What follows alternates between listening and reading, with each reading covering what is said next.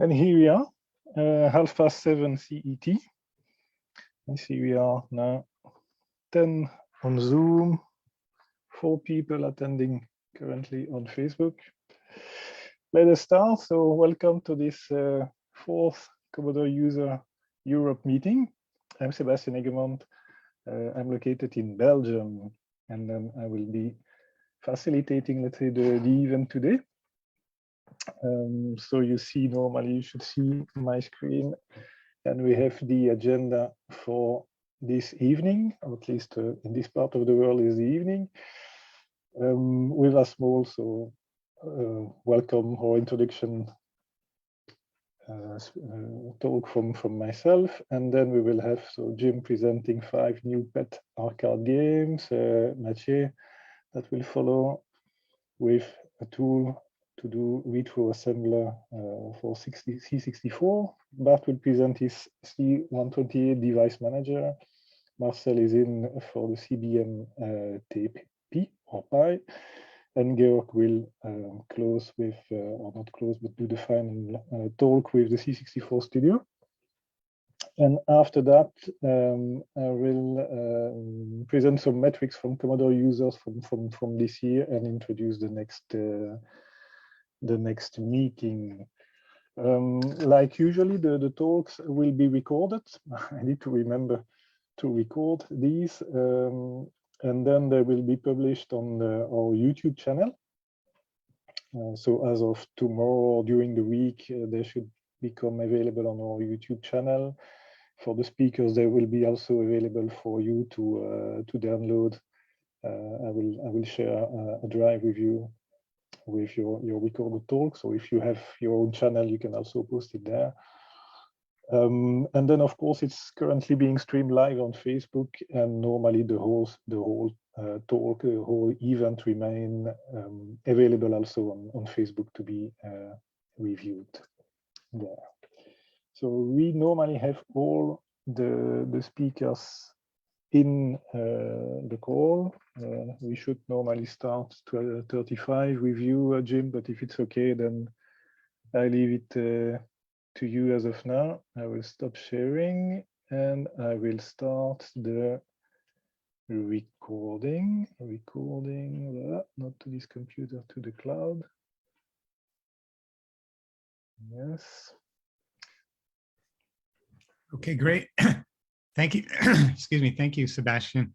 Hi, everybody. Jim Orlando here. I'm calling in from Toronto, and I'm talking today about 5 new arcade pet games that I wrote, generally speaking, since the beginning of COVID. And, you know, I started a little bit before. This really had nothing to do with COVID. It just so happened that COVID struck and lockdown struck, and you know, time that I would probably normally have used to be commuting to work, I was able to you know, spend writing these games. So thank you for the opportunity to share what they're all about and walk through what we have here. First thing is 5 new games. The games I've written for the pet are all in Petsky, obviously. If you know, I suspect, you know, generally speaking, everybody here is familiar with Petsky, and specifically on the pet itself, there's no ability to do bit mapping or color or anything like that. So the real constraint on the system is, you know, 40 characters wide, 25 lines, and a certain number of characters that you can use for your graphics. No sprites, of course, etc. So it really was about, you know, writing this in the original pet with original Petsky graphics. The 5 games that I've written are all arcade style and have kind of dated a little bit, starting around the time, you know, a little bit later than the pet with Defender, which was about 1981. And then a couple of games, well, one game that was most popular on the Apple II, which was Lode Runner, and Zombies, which was probably generally, I'm sorry, Lemmings, which was more kind of the era, you know, a little bit later, you know, and sort of Commodore platforms a little bit later than that. And then 2 Flash games. So by the, you know, this sort of Flash era, of games, both Portal and Tower Defense. And I'll kind of walk through what each one of these is and kind of how it worked on the PET and how I was able to adapt things either successfully or frankly unsuccessfully, but it is what it is. So these are the 5 games I'll be talking about today. First question, why do this? What kind of caused me? And I mentioned that just before COVID lockdown, which was early 2020, is when I kind of got started. And what really kind of kicked this off was I read an obituary about Chuck Peddle, who was the lead architect of the 6502, the processor, and he was the original designer of the Commodore PET, or led the team that designed the Commodore PET. And the 6502, I think, as we all know, had a real history in the 8-bit era. It was the CPU that was used in the PET. Later in the VIC-20, Commodore 64 was used in the Apple II, many of the early Atari platforms, as well as the original Nintendo. So that processor itself was really, the CPU of the 8-bit era. And having read about kind of the history of Chuck Peddle and really thinking through 6502, I kind of thought, well, Commodore PET was my first computer. And I thought, I'm just going to revisit this. And so that's what I ended up doing. And what was always on my mind back then was, if you think about the history, the PET itself came out in sort of 78, 79 timeframe. By the time many of the new cool sort of games came out into the arcades, Commodore had essentially moved on to the VIC-20 and then soon thereafter the 64. So you had a whole kind of raft of very cool 8-bit games that didn't exist on the Commodore PET. So in my mind, my favorite game was Williams Defender. It was an arcade game. You're probably familiar with it, but I just put a picture here just in case someone wasn't familiar with it. It itself was pretty leading edge in the arcades at the time. It was a side-scrolling space shooter, so you kind of flew around on that planet at the bottom. And there were many moving parts on this, many moving kind of items. There was the ship itself, which you controlled. There's little aliens, and there's all kinds of different aliens. There was people on the planet that the aliens would pick up, and basically you had to shoot the aliens and save the planet or save the people from the planet. The hardware of the machine itself was based around 6809, running 2 megahertz, so a little bit more powerful than the 6502. And it had a 6800 CPU as well for all of the sound, and was full bitmap graphics, 16 colors, 320 by 256 pixels. So it was quite a leading edge hardware platform and a very, very good game, frankly, a lot of action, a lot of things going on. And it was my favorite arcade game. But of course, there was no version of this game for the PET because by the time Defender came out, C64 was here. So there was a version of it for the Commodore 64. There was a couple of versions of Apple II that I'm aware of. There was one on the Atari 2600, but never one on the PET. And so my goal or thinking was, well, could I write this game for the Commodore PET? And that's exactly what I set out to do. So first thing you have to do when you look at this PETSCI graphics and what's available, you have to look at what is the graphics that you're trying to do in the arcade. And what I kind of showed here is, the blocky kind of PETSCI graphics that I use to mimic what you see in the arcade. In the main kind of viewer here are the bigger graphics. The little man is just an arrow. The alien kind of looks a little bit like that, best I could do. And when the alien picks up a man, of course, the man is embedded in the alien, and that's what you get here.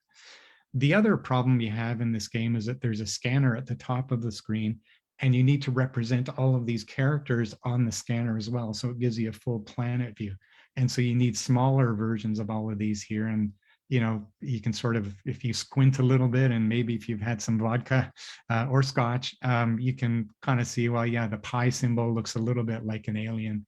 And an A, capital letter A, looks a little bit like that. Yeah, so that's what I ended up going with. So the main thing here, and I'm hoping this video comes through properly, but I'll just sort of play the video and then I'm going to talk a bit about how I did what I did.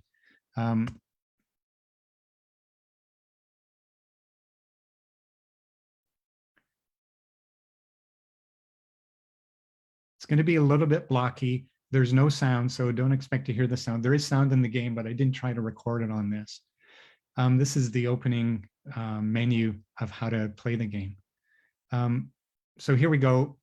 You see in the scanner at the top, the aliens are appearing.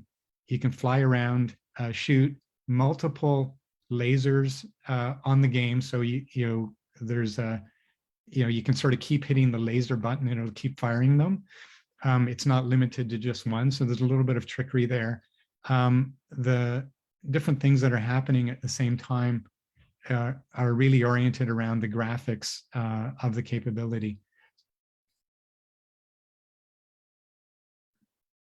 So I know there's a chat message, and I can't read it now without destroying my thing, but if the graphics are bad, I can't fix that right now. We'll just play this out. Hopefully it's not too bad, and then we'll I'm going to talk and show some of the graphics with just pictures. So this just lasts another minute.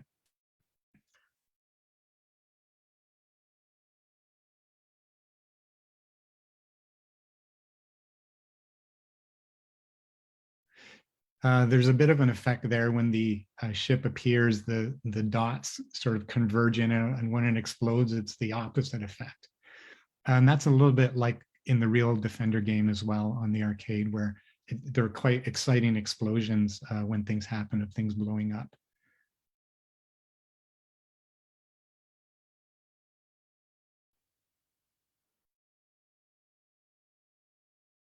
Okay. So I'll just end it there. Oh, and there's just a bit of an effect here. Let me see how to advance this. Okay.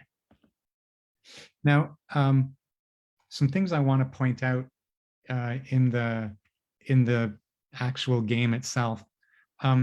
When I first released this on the Commodore, Commodore Pet user group in Facebook, somebody emailed and said, how did you get the scanner to work in real time as you're moving the planet? And some of the graphics here, just to give you a sense, I think we're all aware you kind of have 40 characters wide and 25 lines. Everything kind of works in a power of 2. So the entire planet that you're scrolling through is 256 characters. In order to shrink that into the scanner at the top, I use 32 characters, which is obviously, both are multiples of 2. So you can do some very quick divisions that if this little alien is located at a certain sector of like row 200, all you have to do is divide by 2, divide by 2, divide by 2, and boom, you can figure out how to put it into the scanner. So powers of 2. In the height itself is 5, and the planet in the main window is 20 high. So again, divide by 4. If this thing is located at row 10, you can just quickly divide by 2, figure out where to place the little character right here. So that was sort of trick number 1, is try to make everything powers of 2 between the main planet and the scanner. The other thing that I've done here that may not be obvious, the alien torpedo is a little square block. And if you're familiar with the PETSCII squares, that actually doubles your density. You get 4 little squares in one cell. So you have to do some extra calculations on which block to draw, but it gives you a lot more flexibility on what's going on. So I took advantage of that to get a little bit more density for these bullets. There's parallax stars. Stars are little periods. And parallax is that as you move on the planet, the stars go more slowly. It kind of gives the fooling you that there's some depth there. And then finally, for the rocket itself on the ship, what I do is turn a little block on at the back of the ship very quickly, every 60 times a second. And it looks like it's a great effect, so that when you're accelerating, it looks like there's a little rocket on the back of the ship. So those are just a few tricks that I used to get the game working. In the end, I was pretty happy with it. It is a playable game of Defender. You can kill the aliens, pick up the little man, et cetera, et cetera. And then I got carried away. We're in the, now picture this, we're in the thick of COVID. And I said, wow, that was kind of cool. I'm going to see what else I can do on this pet. And in the 6502, one of my favorite games on the Flash era was called Desktop Tower Defense. Not that well known a game, but essentially what you do is put these little towers down and aliens kind of walk through, and they have to shoot the aliens by placing the towers. So in a sense, you're creating a maze. In the PET, the capability to do this is really built around putting down these towers, which is all the things with the ones. And the aliens are just basically single characters, in this case, the little circles. A very cool little game, to try and just sort of build things up. Requires a lot of action. Behind the scenes, what's going on in the programming is that every time you put down one of the towers, there's a new maze that has to be recalculated. So for example, if you put a block in the middle of the maze has to be recalculated, and the aliens try and figure out a different route to get to the exit on the right-hand side. There's an algorithm called Dijkstra's algorithm, which I had to implement in 6502 that works very quickly. It works in a fraction of a 1/60th of a second in a sense, but works out quite well. The bullets themselves that the towers fire are little periods, and they estimate the location of where the enemy is going to be when it hits it. And then there are also torpedoes that get fired that kind of track it as it goes. So there's two types of bullets or torpedoes in this game. The next game, you're probably familiar with Lode Runner from the Apple II days. There was obviously versions in VIC-20, 64, originating on the Apple. There never was one on the PET because, as I say, by the time the new cool games came out on the Apple II and in arcades, people had moved on to the VIC-20 and to the C64. So I implemented Lode Runner on the PET using PETSCI graphics. Some of the tricks here that I'm pretty proud of, if you want to I'm going to show where you can download these games, but there's an iris effect, basically a circle that opens up and closes when the level opens and closes, or when it starts and begins. So it's an iris effect that I wrote into the language. Quite hard to do, when you only have addition and subtraction in a 6502, and really what you're doing here is sines and cosines and squaring things and taking square roots, etc. But managed to get that to work quite effectively. The other thing I wanted to point out that I thought was pretty cool is that for the little characters, for the little men, both the enemies and the man you control, they sort of use the half block characters in the PETSCI character set. So you can see on the right-hand side here that the very first character, when the person's at the far left of a cell, there's one block, and in the very next block, they use the apostrophe in it.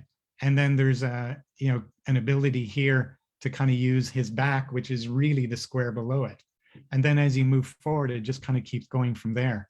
So you can sort of see how you can get an animated effect of a person walking and moving their arm with really just sort of rudimentary graphics here. It was kind of cool. I hadn't seen any games that use that effect on the PET before. Next game is PETSCI Lemmings. Probably familiar with the Lemmings game. By this time we're into the 16-bit era. And there was a very, very comprehensive game, Lemmings, coming out of Scotland, actually. In the PET, there was nothing like it. There were versions eventually written for C64, but you can sort of see how I used the same little characters from Lode Runner that I showed a moment ago to sort of show how you can get these little lemmings going back and forth and walking on platforms and things like that. And if things work properly, I'll show another video of that. And then the final game I wrote is called Portal 2D. Portal 2D came out on Flash, and it itself was sort of a clone of a game called Portal, which was written for Xbox. So we're well into the 64-bit era of the original. It was a 3D game called Portal. Some people took that concept and wrote Portal in Flash. And I took that concept and wrote what I call PETSCI Portal 2D, which of course uses the PETSCI graphics. But what you sort of see here is there's a little man that kind of runs around and he flies through space. When he hits a trampoline, he flies. It kind of uses some pretty cool effects with gravity on how you actually control the man and what the environment is, again, which I kind of hadn't seen really on a PET game before. So it worked out quite well. I'm going to try and play one more video here of all these last 4 games. The first one I showed was Defender, of course. This is just a quick snippet of all the 4 so you can see it in action. Hopefully this comes through. So this first one is desktop tower defense. You can see the aliens have escaped my maze and are heading for the exit on the right-hand side. But in the meantime, all of these turrets are shooting all of the other ones as they're in the maze. We're now on to Load Runner. Here comes the iris effect that I talked about. It kind of opens and closes in a circle. And you can see the little Petsky man at the bottom kind of running around using the graphics that I talked about. So it kind of gives you the effect of a double density capability that isn't normally usable in the game. He picks up gold and he runs around and basically picks up all the gold. And then once you have all the gold, you're able to grab, get out of an exit.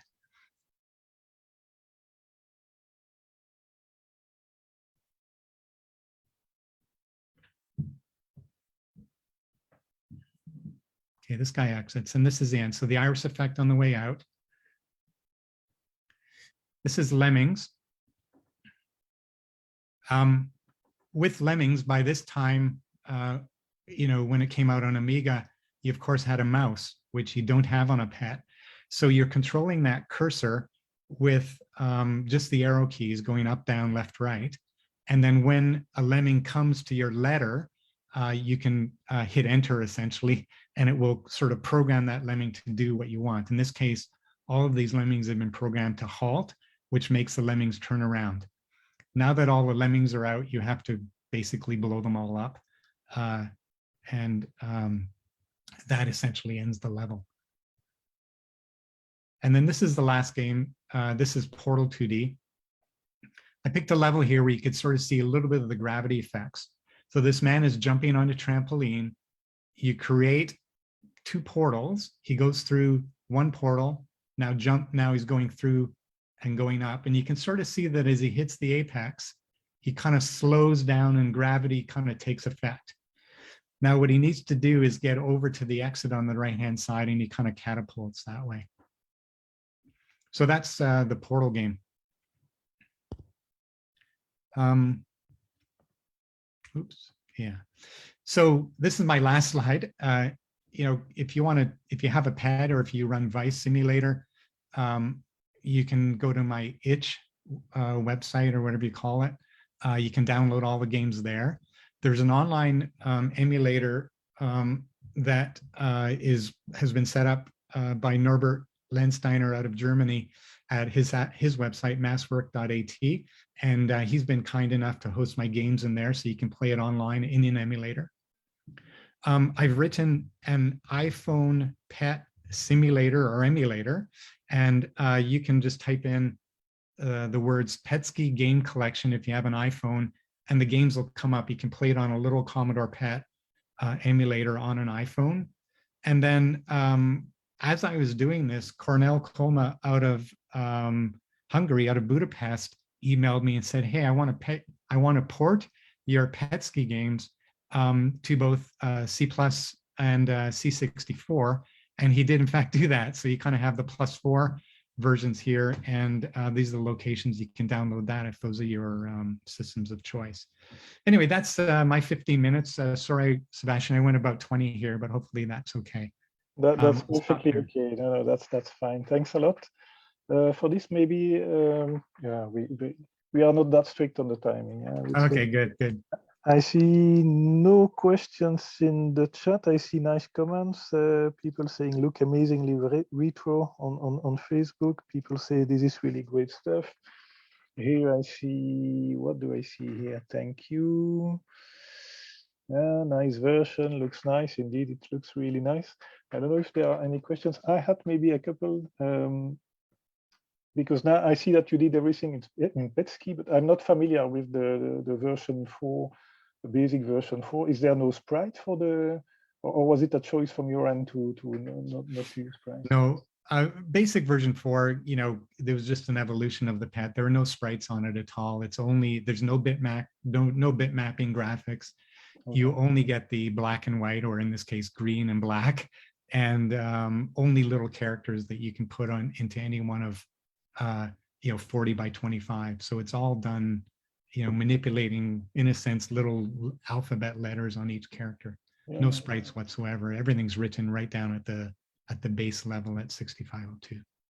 And is it written in assembly or is it in basic? Yes. Yeah, assembly? all assembly. All assembly. Everything is 100% assembly.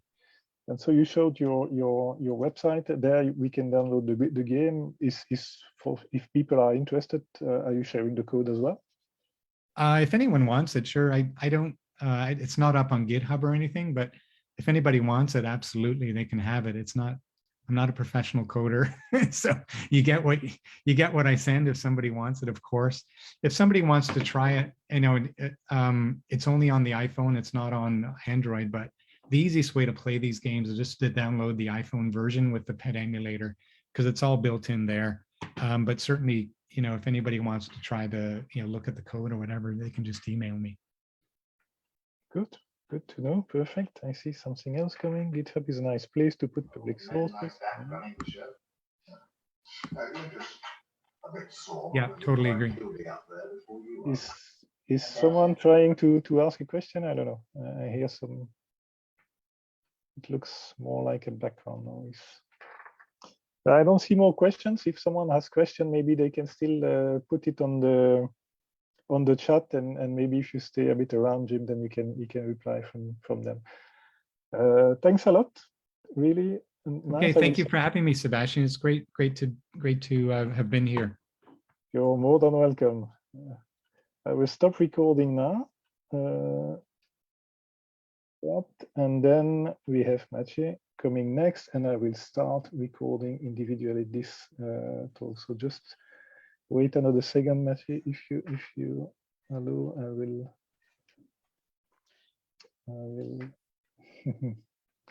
if I find it back. Record. Yes, there's a big button and I don't see it.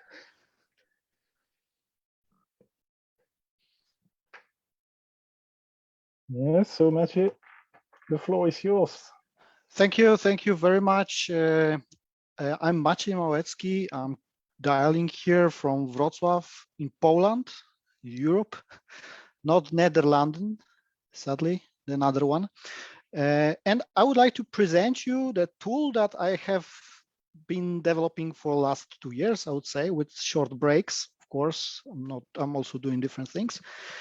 And this is the retro build tool. I mean, the name is evolving, but I like the retro build tool because it has RBT acronym and it's okay. Because this is my first time, thank you that I have a possibility to present myself and my production here. So I will just provide you a couple of information about me. So I'm here because I am a Commodore 64 user in the given time frames. So in the 90s and since 2016, I'm so-called the retro user. And yeah, we are in Poland a little bit late with this kind of equipment. So we started in 90, and I think that the Commodore 8-bit machines were prolonged in Poland, quite used in the late period of its original life. And what is most important, I learned to code on this machine. And now I'm working as a software developer. I'm just using different languages. Yeah. And also, my dream, I mean, people wanted to be the firefighter. I wanted to author a computer game for Commodore 64. And by some reason, I didn't manage to do it in the 90s. So I'm doing it now. Yeah. And this tool basically is evolving because I have some needs, yeah, in my development work. And of course, it is now quite fun to be a developer for 8-bit machines because there is this brilliant idea of cross development, which makes it a very, very convenient.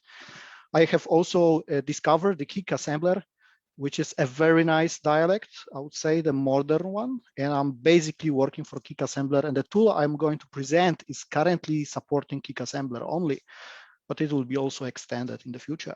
A lot of tools, nice. IDEs are available, and there is one thing that is missing. Yeah, there is one thing that is missing for me as a professional developer. Yeah, so I'm missing a continuous integration system. And a continuous integration system is a nice idea, so that you can automate your development process. So you don't need to really click anything or use some, I don't know, user interfaces to do the building of your software, but you can just run a script and this will do everything from the beginning to the very end automatically. So this is a very important point. The second important point is that you fail fast, which means that as fast, because you will be able to run this tool frequently, because it is automated, it's cheap to run, you can actually get the failure quite fast. So you can get the feedback quite fast. Yeah. So my favorite approach is that each time I push something to the Git, the build starts somewhere, and then if I screw up, I got an email, yeah, that doesn't work. Yeah. So this is basically that I have made. Of course, I know that in Commodore community, it's quite popular to use the make as a automation. And I decided that make is not enough for me.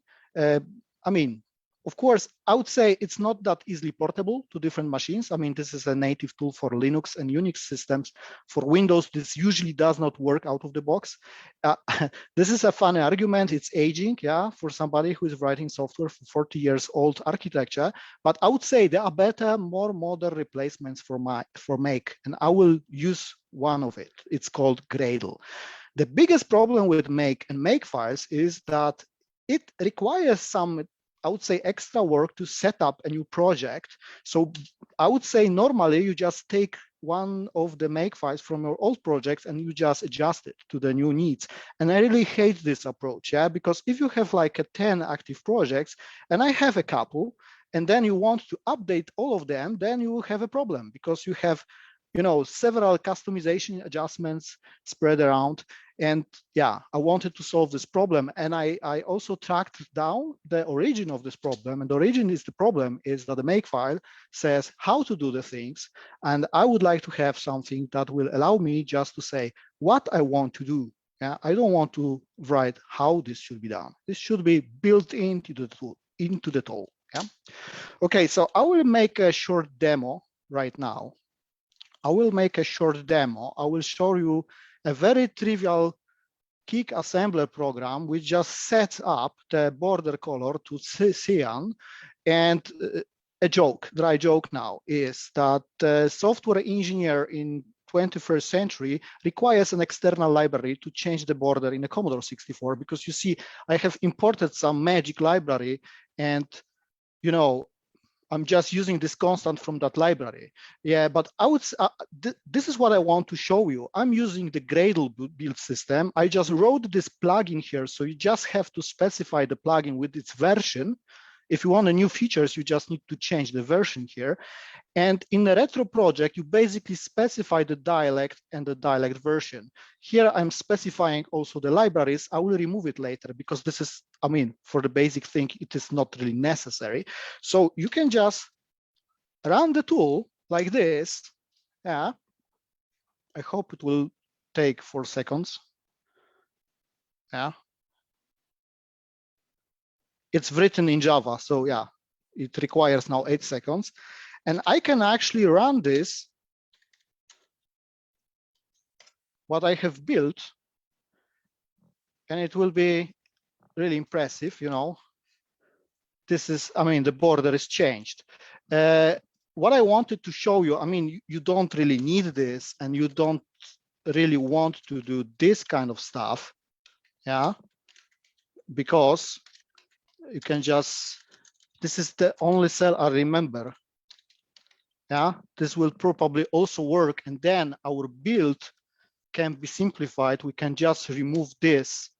So you really need like 5 lines of code, yeah, to start building. And you don't have to say which file to build. It will automatically find it and build it. Yeah, this will also work. Okay, let's make a little bit more sophisticated example. So I will just switch the branch. Yeah, and in this sophisticated example, I'm also using those libraries. Now I will maybe elaborate it more. And I just want to, you know, reconfigure the memory to use the RAM, IO RAM, and I would like to unpack some data. I will just move some data blocks somewhere, and I will just configure the VIC2. So I will be just using the multicolor bitmap mode. So you probably know what I'm going to do. I would like to display a picture, but honestly speaking, I need this picture. The build will now fail, of course. The build will now fail because I have no picture. The build will now fail. So I don't know, you probably know the Harpad. You probably know this tool. This has been recently, the Harpad port has been recently enriched with a bitmap bow support. And there is a brilliant thing. You can import the PNG file. You can import the PNG file here. You can select the target format. And here it is. And if we will uncompress it, we will get just 1,000 characters of our bitmap. So I would normally now, from this Harpad thing, I would just go here and I would export the binaries, all this kind of stuff. But I will do something different. I will just save this file, and this file is the native format. It is a native format for Harpad. I will just save it in my project.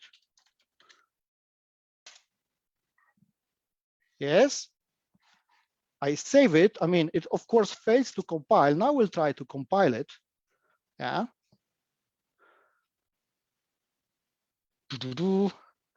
Now it works, and I will try to run the PRG. Yeah, I'm running the PRG. Here it is. What has happened? Yeah, the My Build tool has been enriched by support of Harpad export. You don't have to do the export from Harpad manually. You can just code it here in this pre-process section. So you can specify, just take the input file, Bomba CTM, and generate following output files. There is some metadata, some hardset colors, and screen colors. This is all we need. Yeah, so this is working. And if we just go there, everything compiles now. Yeah, everything compiles now perfectly. One thing about the libraries, because I'm a professional programmer, so I always create libraries. So the thing with libraries is that, yeah, on a GitHub, I have some library repositories. Yeah, and here there are some kick assembler sources that you can include. So the tool I have developed have a possibility to download those libraries automatically. Yeah, actually there is a bug because it always downloads it. This can be probably much faster. It downloads the library, it stores somewhere here in the dependencies, and then you can include it. It also downloads the kick assembler with the appropriate version. So you don't even need to have a kick assembler installed. So you just say what you want to do, and you don't have to care about how to want to do this. Okay, so I will just close it for now. I will just show you, because I mean, this is all simple, but as I said, as Jim said, because of the lockdown, I also started to develop a computer game because I always wanted to do this. I always wanted to do this. And you see this computer game, I mean, I decided it is using the, it is using the tile system and the color per tile stuff, the hardset and so on, and it has the maps, yeah? And there are 5 levels in the single map. So what I was doing before, I was just, manually selecting this, and I was using this export function to export the selection. This is really annoying, yeah? But the tool that I have developed, I mean, this tool now, you can in this tool actually select the portions of the maps by specifying the coordinates of 2 edges, and this export will be done automatically. We can take a look, yeah? I was also annoyed with the goat tracker export, so I have developed the wrapper over this goat tracker relocator, so you can also trigger it from there, yeah? If a goat tracker, you have to specify the address and it will all work. Yeah, let's just run it.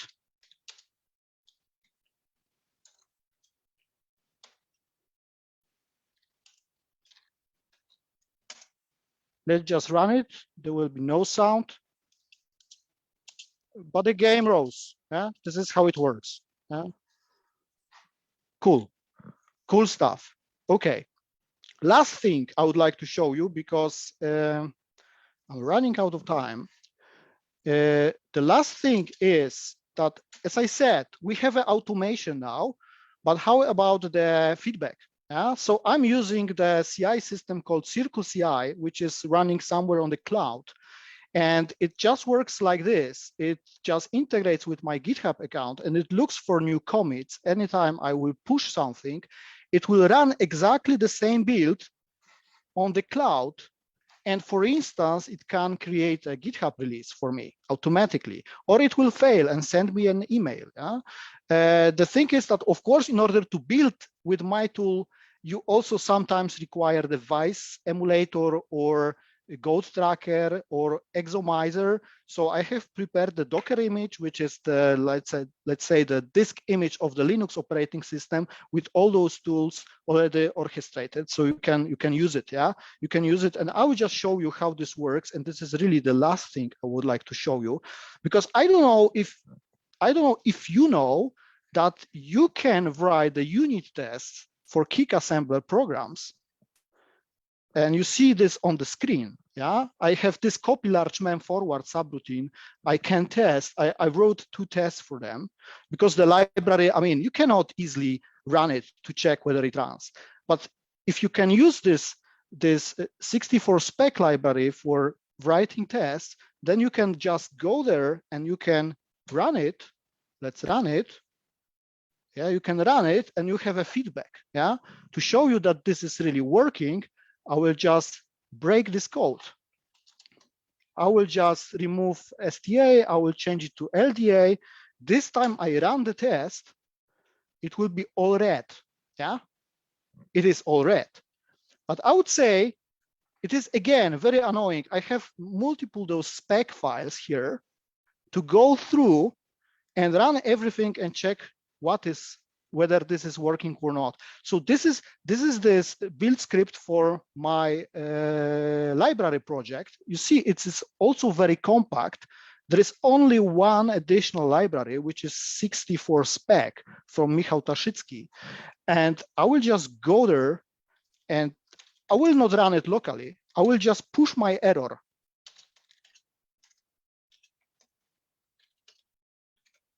So it fails. I will just push it to the repository, yeah, to the GitHub, and just let's go here to the Circle CI and see what you see. I have pushed, now it is running somewhere in the cloud. Yeah, and after some time, we will see it is failing. Yeah. In the meantime, I will just show the last 2 slides. The one, there is a roadmap. I'm planning to add Exomizer crunching thing afterwards, maybe some support from some other assemblers as well. And there is the link. Yeah, there is the link to the GitHub repository. There is also a documentation. There is also a link to the documentation, to the manual, which is, I would say, I'm very proud of it. It's quite comprehensive already. Let's just take a look at the pipeline. You see, it has failed. If I will just go there, and expand it, yeah, then I see 2 of 29 tests are failing. This is why the build is red. Yeah? Fail fast. Great. Do we have any questions? Let me see in the chat if there is anything. Bigger font. Okay, maybe a bit too late. I guess bigger. Oh, sorry. I was already making it bigger. Yeah. Sorry. Oh, I see. Nice comment. Just whoa. Maybe I had a question. So you say, okay, there you are sharing now the link on GitHub. Yep. Now. You say there is documentation as well. So I suppose there is a kind of quick. There is exactly, here is the link to the documentation on the GitHub, and there is the document. Yeah, so I think I have described every aspect that is already there, together with some concepts, high-level concepts. How does it work? Also here, there is a project, I think that it is public, and in this project there is like a backlog. No, I don't want this. But so if you want to I use don't. it with another editor on, for example, here I see also you're on Windows, but if you want to do it to use it on a Linux machine or something, it's should use everywhere. It should use everywhere, because all thing you need is a Java virtual machine version 11 or better, and you don't even need to install the Gradle on your machine, because usually there is something which is called the Gradle wrapper, which means that there is a bat and a bash file. So, I mean, it can download the Gradle for you locally. So it's even that easy. If you want to create your own builds, then probably it will make sense to install the Gradle. I mean, it is completely free tool. Just go there, and there is probably somewhere like a download section. Everything is described in the documentation, because I know that it might be a little bit tricky for somebody who is not working with Java software engineering on a daily basis, but it's really simple. I also plan in the future to create a standalone tool, so the Gradle will no longer be needed. So there will be just a command line tool you can install, and it will have its own file format. But this is like the future for the maybe next year or next 2 years. Okay. And if someone comes and say, I would like to have this or that extra functionality, you recommend them just to fork it, or are you happy to have co-workers? I'm happy to have a co-workers. Of course, the tool is written in Kotlin, which is a very nice programming language. It is also a great opportunity to learn this language. And I mean, it's open source. Currently, I'm developing it myself, and I'm the only driver for the features. But you can again, as you see, there is a backlog. You can create your own features. You can just contact me, and yeah, I will see. I have already, like, I know that I need to crunch. I need to do this kind of stuff. But I got already a request to do some Kick-C support or Milfork support. We'll see. Milfork and Kick-C is easy peasy because it's all Java. Native tools is a different story. Okay.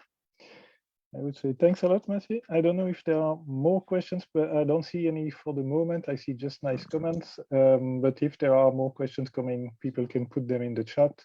I will stop the recording now. I usually want to stop the recording. So thank you again, Maciej. I think we welcome Bart now. So I will start the recording, the next recording. Yes. So Bart, the floor is yours. You still with us? Yes, thank you, Sebastian. Okay, so I'm gonna tell a little bit about a project that I've been working on for a couple of years, actually. The C128 device manager. And let me get you some presentation. There we go. So, a little bit of history first, because, yeah, like I said, I've been working on this for a couple of years, and it is called C128 Device Manager, but it is a lot more than that. Sorry to interrupt you.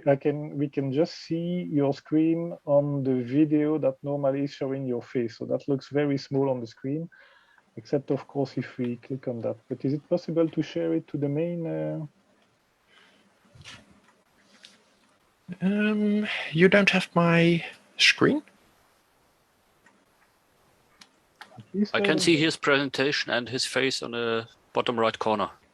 Yeah. Fine for me. If you want that face gone, I can just remove it. At least on my end, it's not showing full screen. It's just showing on the... And I have two screens. Yeah, there should be a presentation and just my face in the left, of in the right corner. But even the presentation is not... It's only the camera that we see.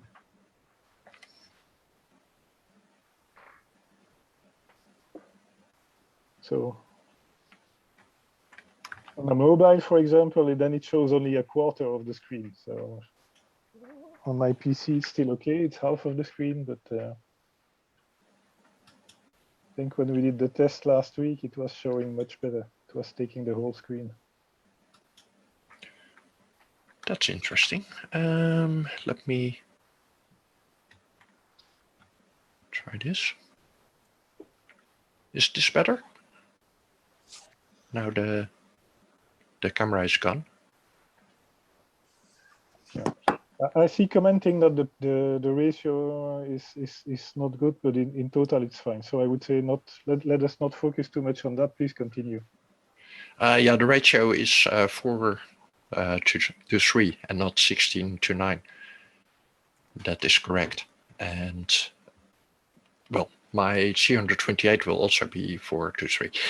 Okay, so let's go back to the history of this thing. The first thing is a couple of years ago, actually about a decade ago, I got a C128D, and the C128D has an internal drive, as you probably know. And if you want to use something like an SD2 IEC or an Ultima 2 or something like that, that internal drive can be a bit of a problem.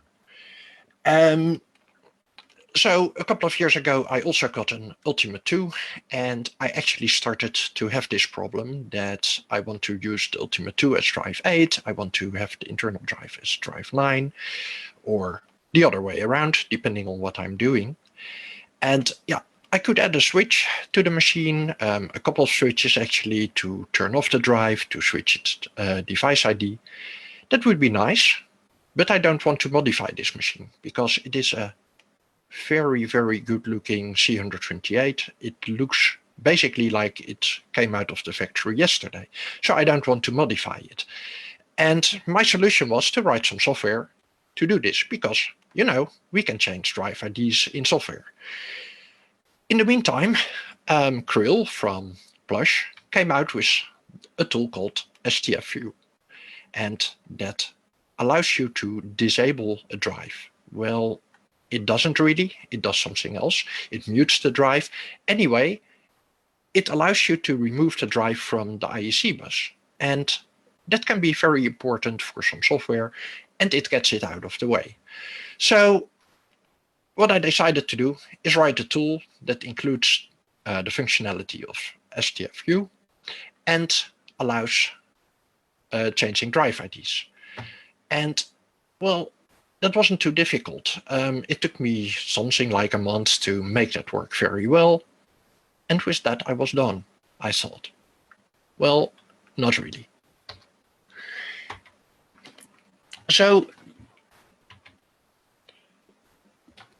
the first thing is I had this Ultima 2 Plus, and I wanted to use functionality of it. It can support an external function ROM for a C128, so I can just soft load it and I don't have to create an EEPROM or anything.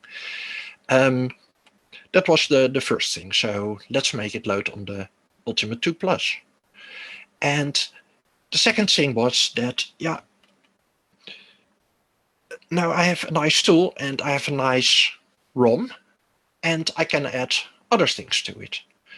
So a couple of years further, I added a lot of things, and I will get into what things I added. But the first thing was that it was getting too big.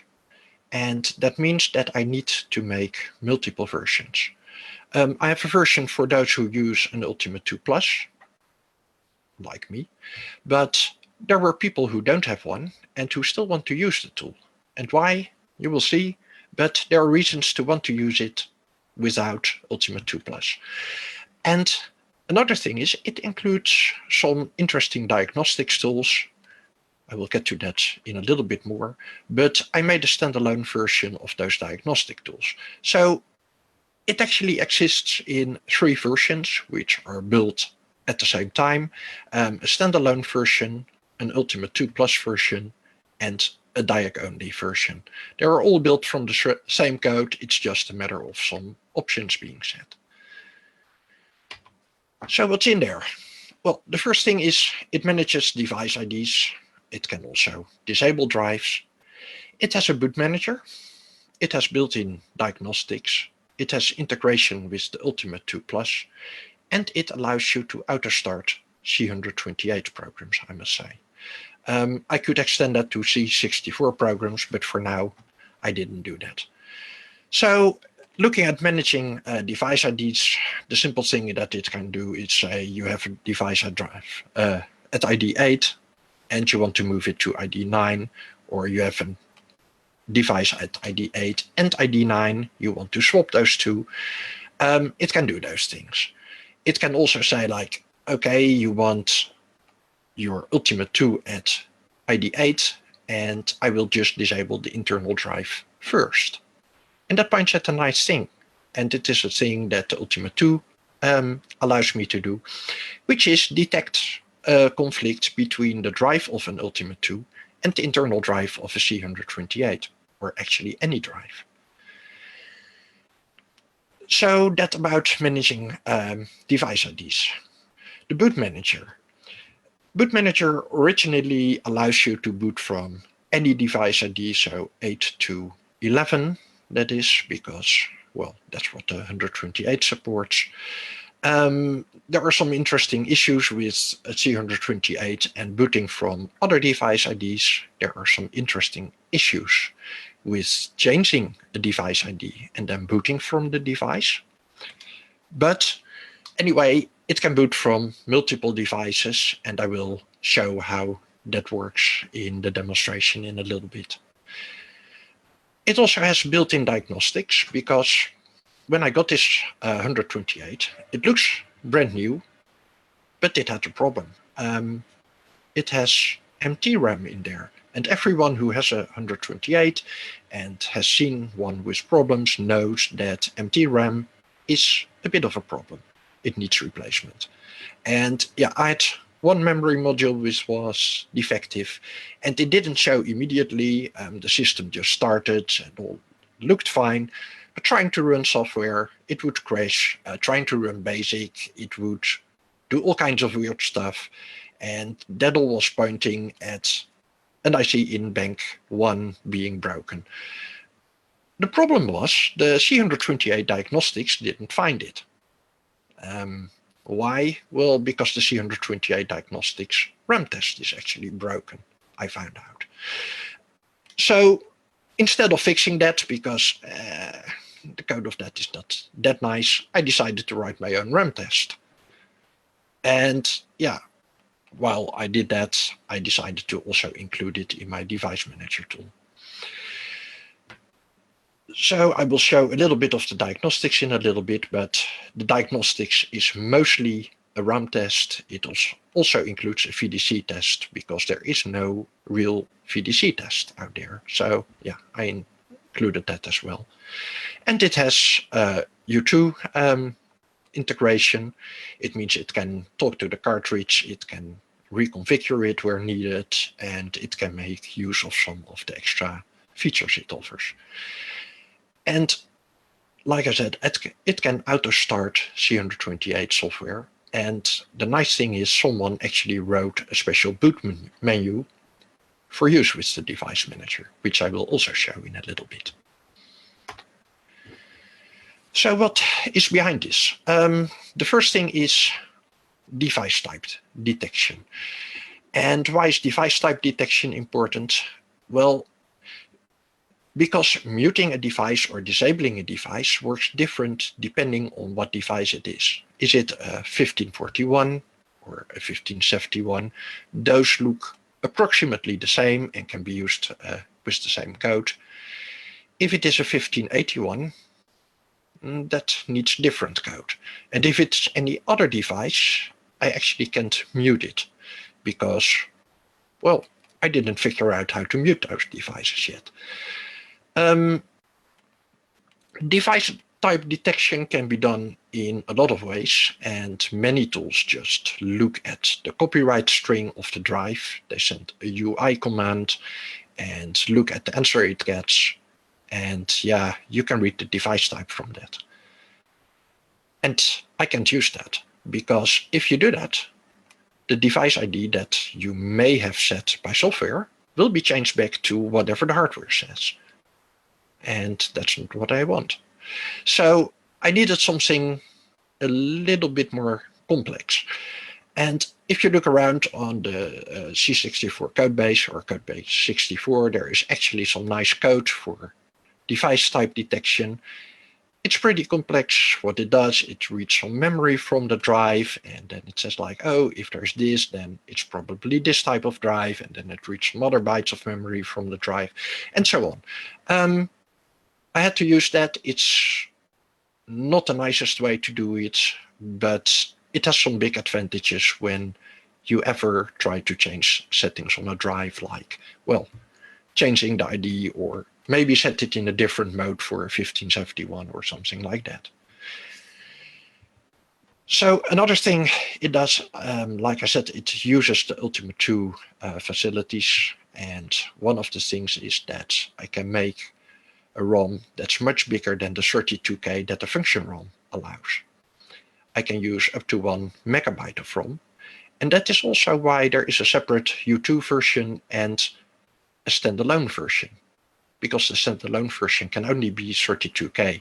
It has to be limited in functionality, but it doesn't have to include all the Ultima 2 functionality anyway. But I only can use 32K, and I need more than that. Why do I need more? Because there's a lot of stuff in there, actually. Originally, for just changing device IDs and muting drives, I could do that in 16K, actually. And the other 16K goes to the diagnostics. But there's a lot more in there. And the last item on this list is hyperspeed support. And what is hyperspeed? Well, hyperspeed gets you direct access to the file system of an Ultima 2 using DMA. So it is a very fast way for loading programs, and it's also a very fast way for doing character I/O to a drive, because it doesn't use DMA for that, but it is still as fast as a parallel connection to any normal floppy drive. So it is really very fast. So looking at this functionality, that gets me over the 32 kilobytes, and that is mostly the hyperspeed support. Where do you get this thing? Well, 2 places. There is a link on my own website, and there is a Facebook group. And if you want to use this tool, I strongly recommend that you join the Facebook group, because there are a lot of people in there who know a lot about this. There's some additional software there, and you will also find the most recent non-official releases in there.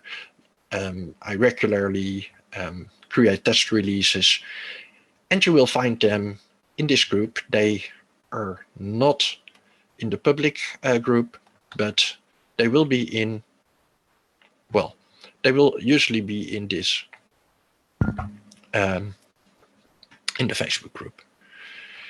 So let me show you a few things of how Device Manager actually looks like. And for that, I need to switch to my 128. Do you see this picture right? Or is it cut out? Perfectly fine on my end. Thanks. Okay. Then I'm also going to switch myself to my C128 so I can see what I'm doing. And let me move my microphone a little bit. Hang on. Okay, so I'm at my C128, and when you start up, this is basically the first screen that you get. And let me show you a few of the things in there. First of all, the advanced options, and this is where you find the diagnostics. And when we look at the diagnostics, you see a few things in there. The first thing is it does a CPU test, an MMU test, and it can test the system RAM and, well, lots of other things. And as you can see, it runs on 80 column mode. It can also run in 40 column modes. Both work fine. So let me exit this. You see the diagnostics works, and, well, that's all fine. So the second thing in there is we have some settings, and those tell what you can do. The settings can be saved to disk and will be restored the next time you start your machine, also after a power cycle. The first thing in there is drive autoconfig. This tells if it should ask questions about what to do, about drive conflicts or not. It can start or disable auto start. And it also has a menu that it can start. So I will use the menu, and you can disable a lot of things like hyperspeed or, well, all kinds of other things. Let's just go to the menu itself. So this is the startup menu that it comes with, and from here you can start the auto start program again. And I will do that first and show you what one of my friends, Alexander, wrote.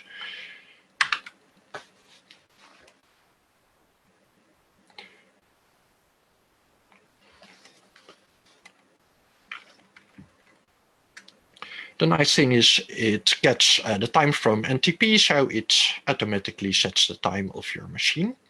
Oh, that's interesting. And so this is a nice menu program that can be started on power on of your machine if you want. And from that you can start GEOS or, well, whatever you would like. So let me restart my machine like this.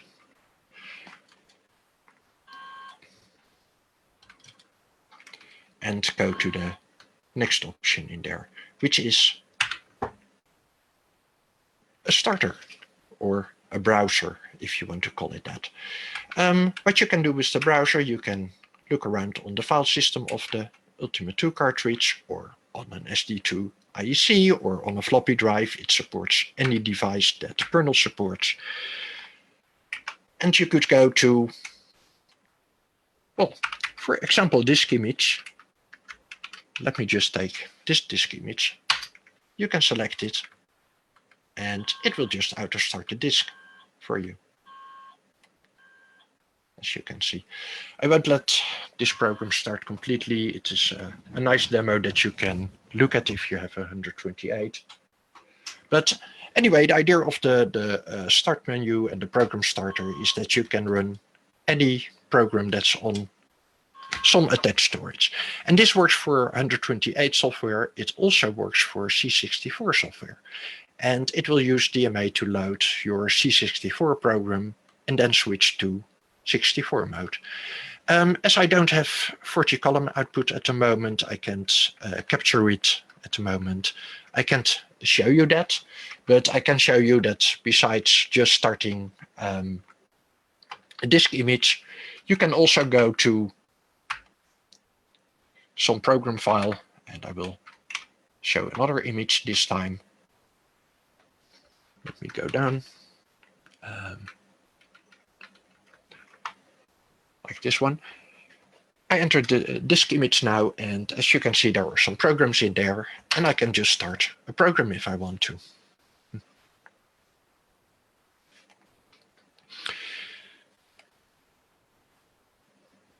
And there we go. And this is a fairly large file, and as you can see, it loads it using DMA, and that goes really, really quick.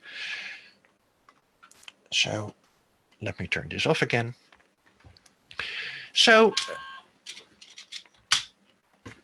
after showing this, I will show you how you can install the device manager, because that is something that gets me a lot of questions. And once I've shown you that, I will have some time for any additional questions that you might have. So let me switch to yet another window.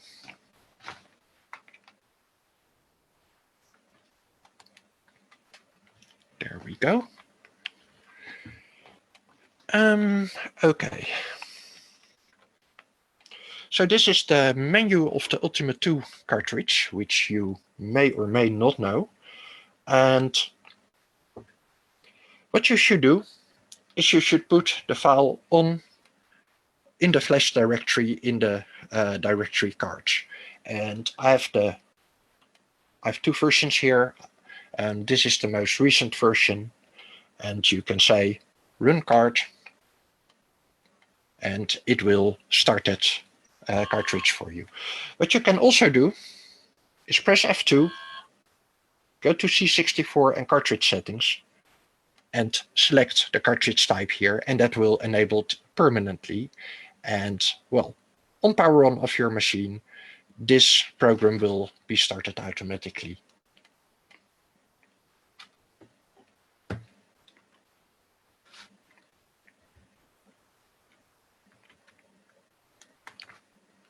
Let me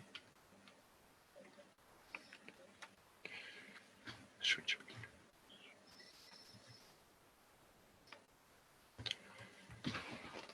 And as you can see, it actually started the device manager and then started the boot manager. So this is mostly useful if you have an Ultima 2 or an Ultima 2 Plus. It works on both. But the standalone version is also very usable because it allows you to boot from a different device than ID 8. And it allows you to run the diagnostics. And well, it has this nice file browser, program starter, or whatever you want to call it, and that works on any kind of storage. And also that is a good reason to want to run it without an Ultima 2 Plus. You can put it on an EEPROM, and that works in the internal function ROM socket. You can put it on an EEPROM on a Versa card, and that also works. So let me switch back to myself again, hopefully.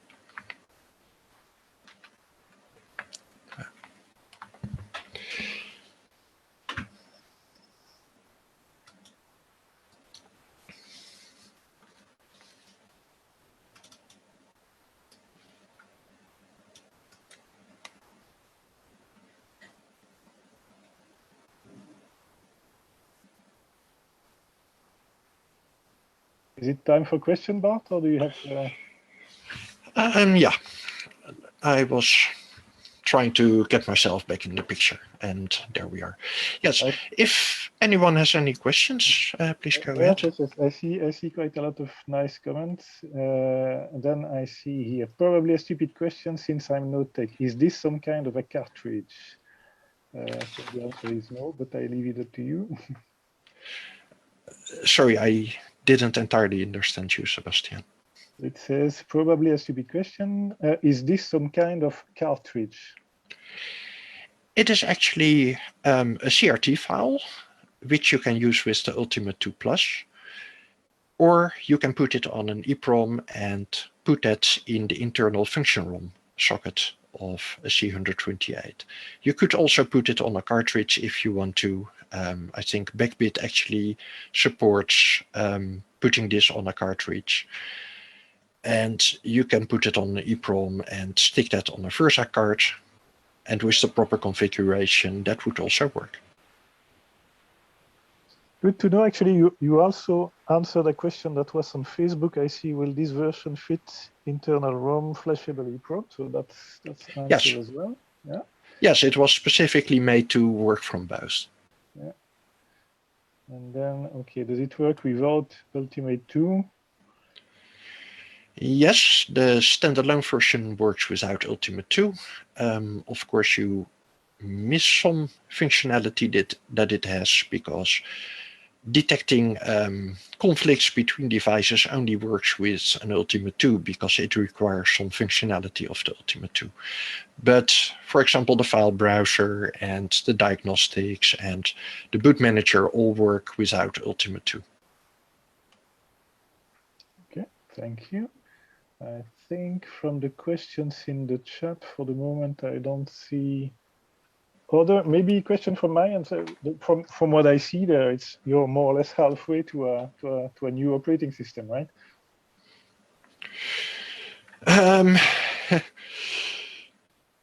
Let's say that the current directory this project is in is called BIOS 128, and I could just call it OS 128. Yeah, it's quite moving in that direction. There are a few future expansions planned.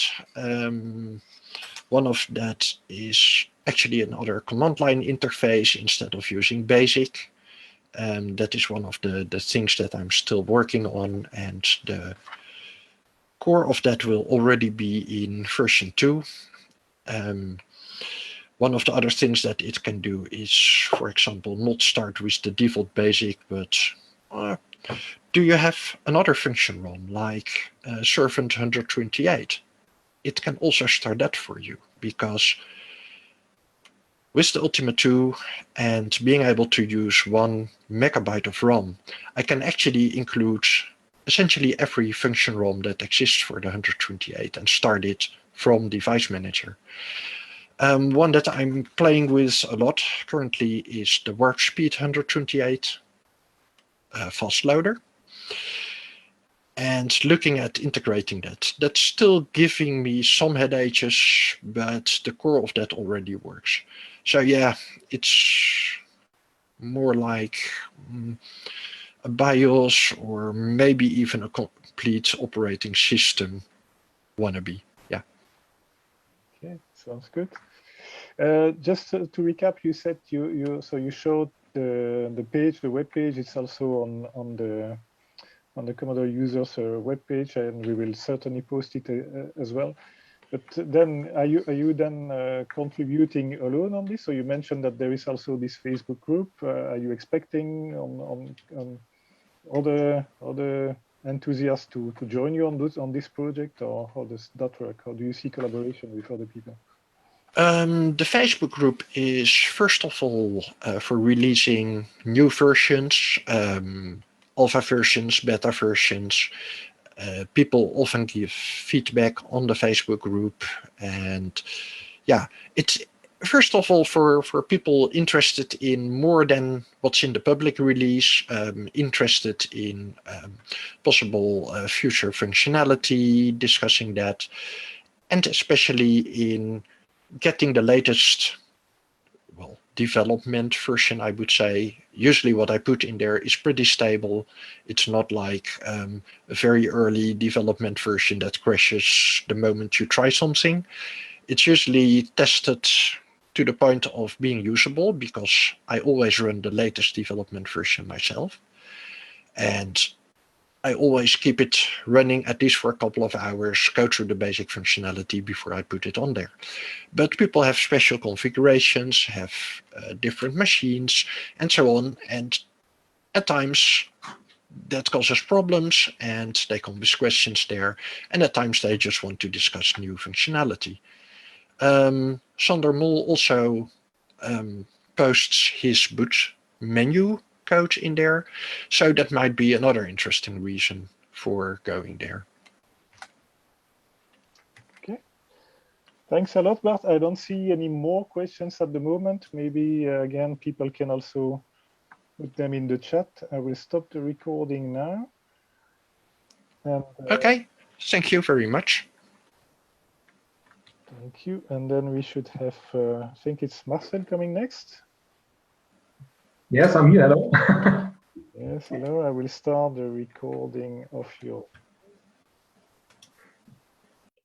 And now it should be all. The floor is yours, Marcel. Okay, thank you, Sebastian. Thank you. I hope you can hear me good.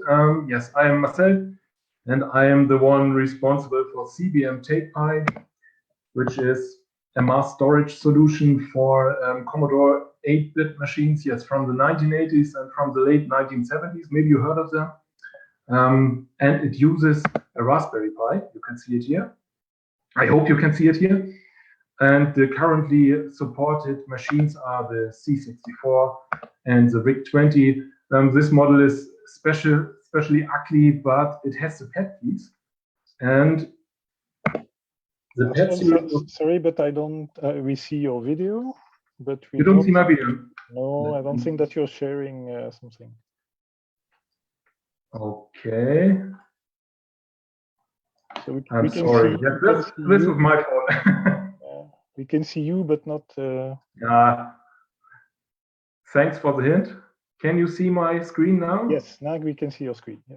That's fine. Okay, let me restart. Okay.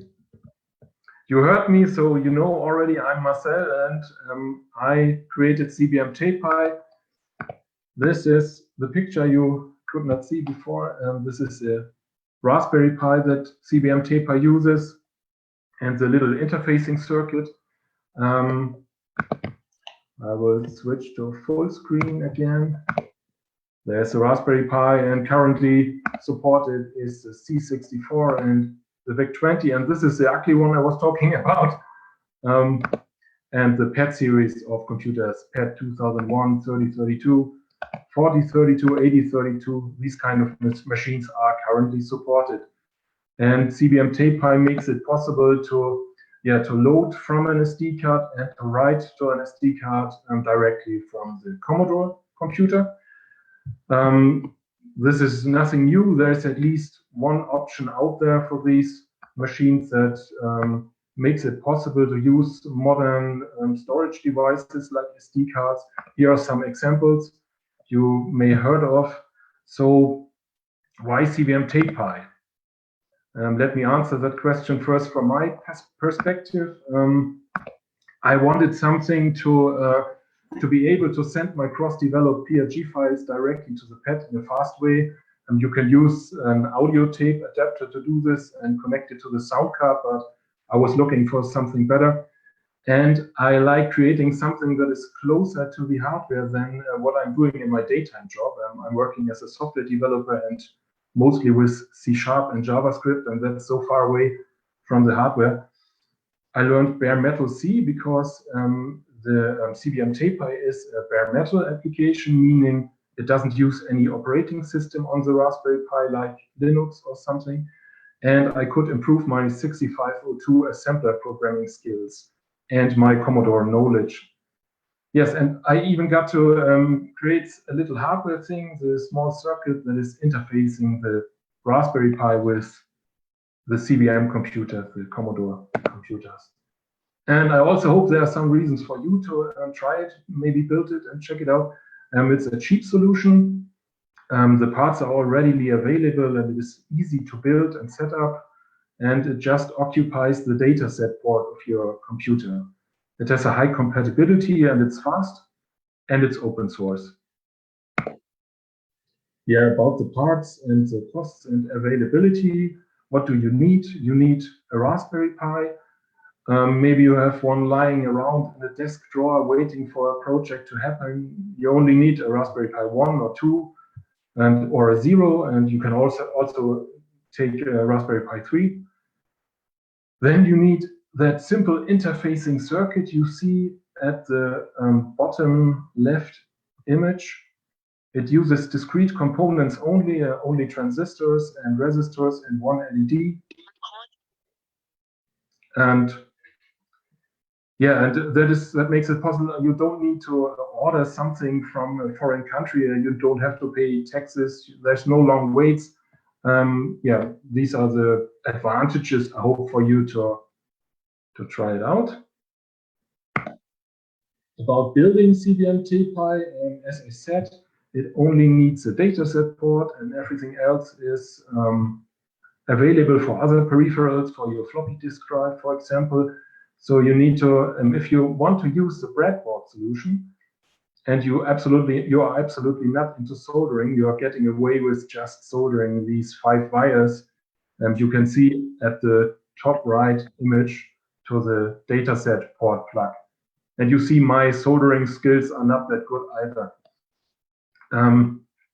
The breadboard solution is not that error prone, but sometimes the connections are loose. You have to take some cable out and put it in again. And if you want something even lesser error prone, you should solder it all on a strip board, or you can even use a PCB. Sven Petersen, you may have heard of him. He does a lot of stuff for the community, has a lot of hardware projects going on. He made a layout for a PCB and he sent one to me. Let me show you the breadboard solution first. And as you can see, in German, we call this Kabelsalat, which means cable salad or a lot of tangled wires. And if you're replacing this with a PCB from Sven, it looks like this with a Raspberry Pi 1. You see the Raspberry Pi, and on the other side, the PCB is connected to the CBM computer. Already lesser cables, but you can go further and use a Raspberry Pi 0. And at the right image, you see the VIC-20 and the CBM tape by PCB connected, and there are almost no wires. By the way, on the right image at the top, you can see a hyper expander. That is also something Sven Petersen built. Great stuff. Okay, about the compatibility, I already told you it is compatible with the C64, the VIC-20, and the PET series of computers. And if you know the PET computers, you already know there are 3 basic versions, version 4 and 2 and 1, and all 3 are supported by CBM TapePi. CBM TapePi has 2 operation modes. There is the compatibility mode and the fast mode. And the compatibility mode, it works out of the box, if you will call it that, because there's no extra software on the Commodore needed. It just uses the kernel functions. The fast mode, it needs a PRG file to be installed first. And the compatibility mode, it is controlled via the normal save and load commands you already know from your floppy disk drive or your data set. And the fast mode is controlled via the extra commands. You have to install the wedge for the wedge PRG file. The compatibility mode has the big disadvantage, or that one disadvantage, that it is just as slow as the real data set. And the fast mode its speed is approximately 2.5 kilobytes per second. That's faster than the normal data set and faster than the 1541 on the C64, but there's still room for improvement. It is possible to do this even faster. Yes, I have not tested that, but the compatibility mode may work with the C16 and its TEP-based brothers too. Maybe it works. But for the fast mode, I definitely have to develop something special for the C16 and these kind of machines. Here's an example. You may know this screen. It's not a blue screen from Windows. These are the compatibility modes commands you can use. For example, the first one, if you want to load a PRG file from the SD card, you use save, enter the file name, and directly after that the load command. You have to use save to send instructions to the Raspberry Pi, because the load command doesn't transfer any data to the dataset. And in this compatibility mode, the Raspberry Pi just emulates the dataset, so there's nothing special going on. So you have to use save to transfer the mycbmapp.prg as file name to the Raspberry Pi. If you want to save something, it looks almost the same. You just add a plus sign as prefix and forget the load. This next command is for changing the current directory to a subfolder. Or if you want to show the directory content, you use this one. And this is probably, the last one is probably the only command you want to use in compatibility mode, because this is the command to toggle to fast mode, to one of the fast modes. Because CBM TapePi is made for different devices, C64, VIC-20, and so on. There are different PRG files, different fast mode types. And if you want to set up the device one time, you need to do it once, and then it will remember that you want to use the fast mode. And if you want to do that, you can select options so that it works for your machine. For example, on the PET, you have to select the basic version, which is installed on your machine. And you can choose, if you want to install the wedge, the command extensions into the tape buffers. Those are adjacent in the RAM on these PET machines, or you can install it to Tom to the top of basic memory. On the VIC-20, it always installs to the top of basic memory. On the C64, you can select if you want it in the top of basic or if you want to install it at the top of free high memory directly before $D000. Okay, if you did this one time in compatibility mode, you can restart the Raspberry Pi and the Commodore computer, and it will always start by emulating an endless tape. And if you're entering, is there some question, or what was that background noise? Just noise. This was background noise. All right. Okay. Okay. And if you're in this fast mode, you enter load on the Commodore machine, and it will retrieve the PRG file with the command extension from the Pi. And if you're entering run, sometimes this depends on the type of fast loader you're using, you want to load, then it will install the command extensions for the fast mode, and it tells the Raspberry Pi to lastly toggle into fast mode, toggle to the fast mode protocol and stop the endless tape emulation. And then you have reached fast mode. Okay, let me show you again the screen from the compatibility mode. Here are still the save and load commands from the operating system of the Commodore. The commands are, yes, they are the same, but you don't no longer need save and load, but you're just using the exclamation mark for the wedge commands. I will go back one more time. These are the compatibility mode. How you handle it in compatibility mode, and this is in fast mode. You know this from other solutions, I guess. This is for loading a PRG from SD card. This is also for saving, changing the folder, the current working directory, entering the listing the directory content, and you can toggle the mode in fast mode too. For example, if you want to go back to compatibility mode for some reason, or if you want to select another fast mode to let the wedge be installed in some other area of RAM. The future of CBM Tape Pi. I have some ideas. There are ideas for small enhancements. For example, currently there is a file name limit the file name limit is 8 characters, a maximum of 8 characters for the name and 3 for the extension. You know that. You know about these kind of things.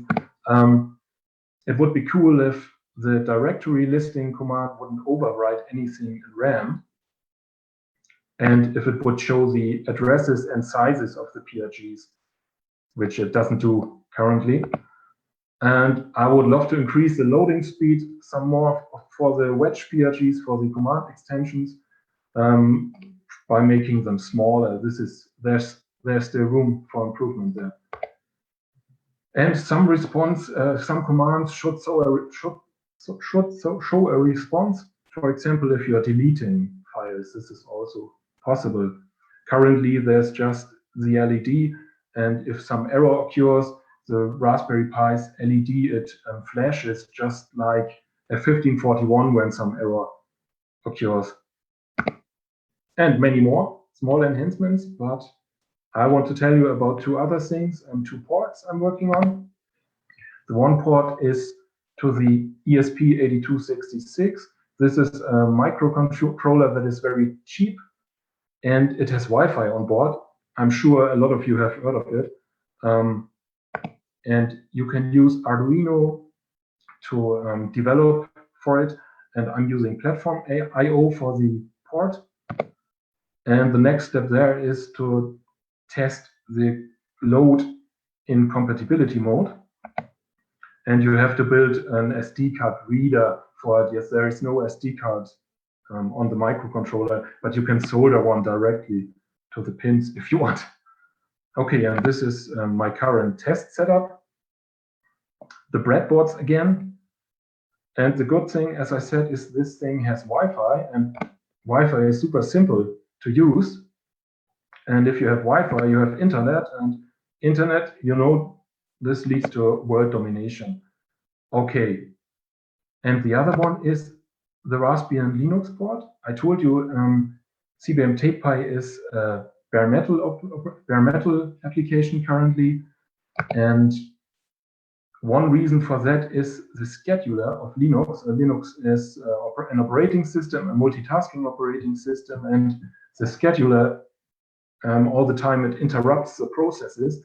And at least when you are in fast mode and you initially want to send the wedge PRG file to the Commodore, you have to emulate the dataset protocol, the normal protocol, and this needs exact timing, and that is broken because of the scheduler. One solution is using direct memory access, and one first test was successful. I was using the library PyGPIO for it with a very small PRG file. But unfortunately, you need a lot of RAM already for the PRG wedge files. You already need a lot of RAM on the Raspberry Pi, and it seems it is not possible with this library. So I am implementing my own DMA stuff. And the next step there is also to test a load in compatibility mode. And after that, you know what comes after that. You have Wi-Fi and all the cool stuff Linux can do. And Wi-Fi leads to internet, and internet leads to world domination. Again, okay. If you're interested, I hope maybe you want to try it out. Or if you want to read something more about it, the source code and the documentation, it's all at the GitHub page. And thank you very much for listening. Thanks a lot, Marcel, actually, for coming and presenting. I'm pretty sure I see from the comments a lot of people are interested. So I think that's cool. You will see some downloads in the coming days. So let us look at the questions here. Okay, this is very innovative use for dataset. Are these hats for Raspberry Pi Zero for sale? So I suppose that refers to the little yes, the hats. Yes, I guess they are not for sale. I did not create the layout, as I said, but they are on GitHub. I can provide the link. Yeah, that would be nice if you can also post it maybe here somewhere, or is it also on the web page that you? Yes, it's also. I also have the link on my page. Yes, on the GitHub page. Then with regard to the SP8266, there's someone comments that you could also use the SP32. Indeed, that's I think it's the bigger brother of the. That's right. That's right. Of the 8266. That's comments about muting and muting, but I saw questions on Facebook as well. Is the version used in presentation already available for download? That's one. Yes, it is. It is available for download. Yes. Perfect. And then in fast mode, how is communication achieved? Similar protocol as TapeCard? No, it's not similar. It's different. It's I think TapeCard is even faster. My protocol, there's still room for improvement. The speed could be higher, but I'm currently keeping it as it is because for the Raspbian Linux port, yes, it may act different because of the scheduler, and yeah. Okay, I see more. Is there more? No, I don't think. I see no more question, but maybe I had still one because you mentioned indeed, so Raspberry, so 0123, I suppose that should work with the 4 as well. With the 4, actually, you have even. I don't know. I haven't tested it with the 4. You haven't tested it. Okay. I haven't tested it with the 4. And about the distribution, indeed, so you were talking about the different distribution, and in the future, the one that you plan to use then is Raspbian. You haven't tried with other more minimalistic, like maybe FreeBSD or something like that would also run on the Pi. No, I haven't, and I think the problem is the same. Yes, they are all multitasking operating systems, and yes, currently I'm trying it with Raspbian. I don't know what the future brings. Okay, no, that's usually the most simple to test as well, is to start with Raspbian, because it's built for the platform. I would say thanks a lot, Marcel. If there are thanks for having me. more questions coming in, maybe they can be posted in the chat. I will stop the recording now. Thanks again. Thank you. And then next, last but not least, I would say, is Georg. Are you still with us? We are slightly... I'm still here, yeah. Okay, perfect. Let me start again the recording. And there it is. Okay, hello guys. Oh, someone else's presentation.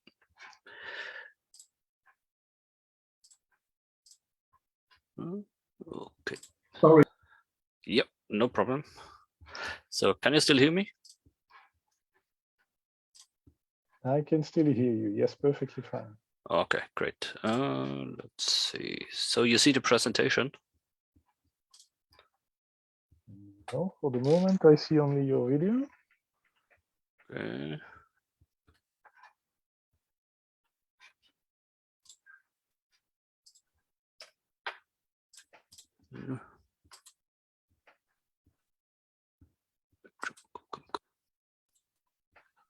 Okay. Better? Yes, much better. Thank you. Okay. All the practice and it still doesn't work. So, okay. How can I? Okay. Welcome. I'm trying to present C64 Studio. It's sort of IDE for developing that I started for the C64. It came to live when I started cross development.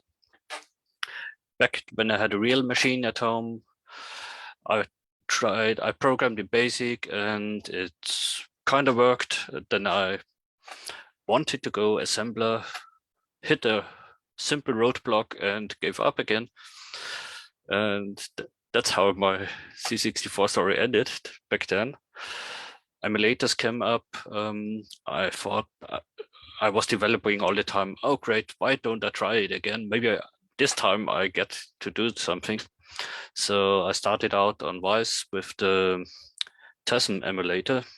Inside the emulator, the game that I started to write was Shogun.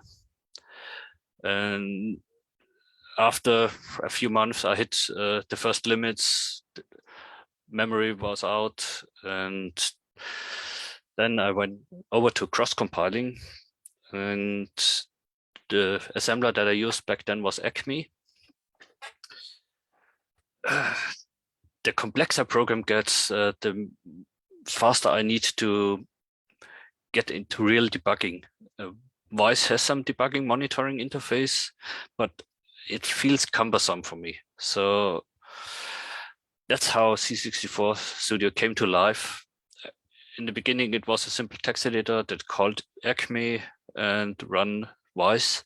And then I attached to the remote monitor interface that allowed me to sort of control what Vice does. Yes, so that was back in 2011, and over the years it grew and grew, and now supports more dialects of assembler. I started to include media, and it's basically the only thing missing is the kitchen sink. So what can it do?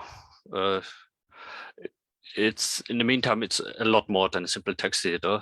You have graphic editors for the different formats, sprites, character sets, bitmaps.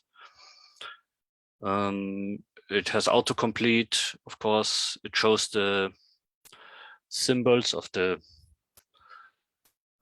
values of the symbols you have. You can debug through your code. That was my most important step. You have a file manager where you can drag and drop files in, out, export to BASIC. Over the time, I stumbled upon assembler dialects, and out of interest I tried to make it compatible. So the assembler can be forced to use a different syntax like the PDS or DASM.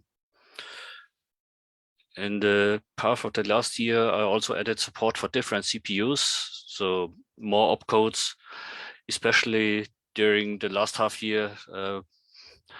I got interested in the Mega 65 computer, which has a really extended CPU with quite a few new opcodes and even opcode combinations.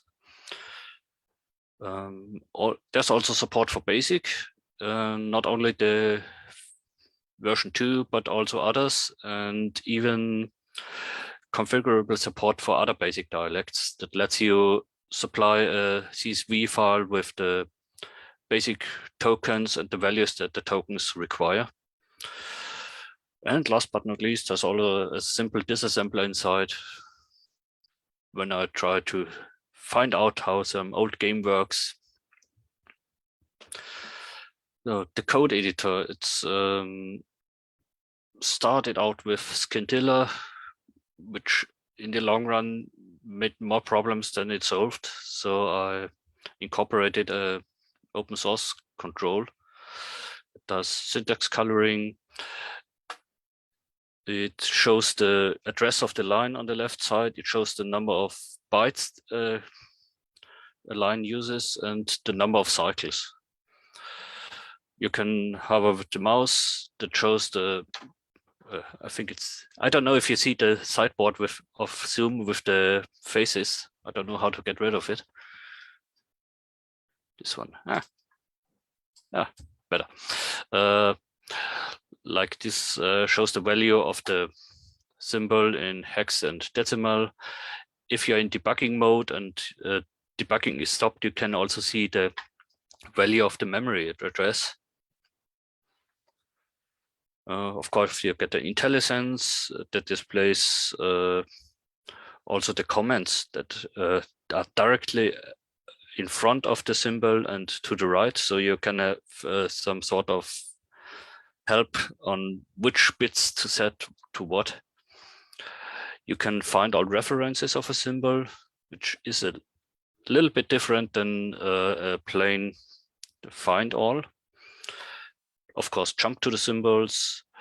And there's also the basic editor for the basic dialects that supports the actual PETS key. Just for fun, you can use the shortcuts of the tokens. They will automatically be expanded. The text entry for the PETS key characters switches into a different mode as soon as you enter the first apostrophe, quite exactly as it is on a real machine. In this mode, you can type cursor keys, color keys, and they will show up like this. Okay.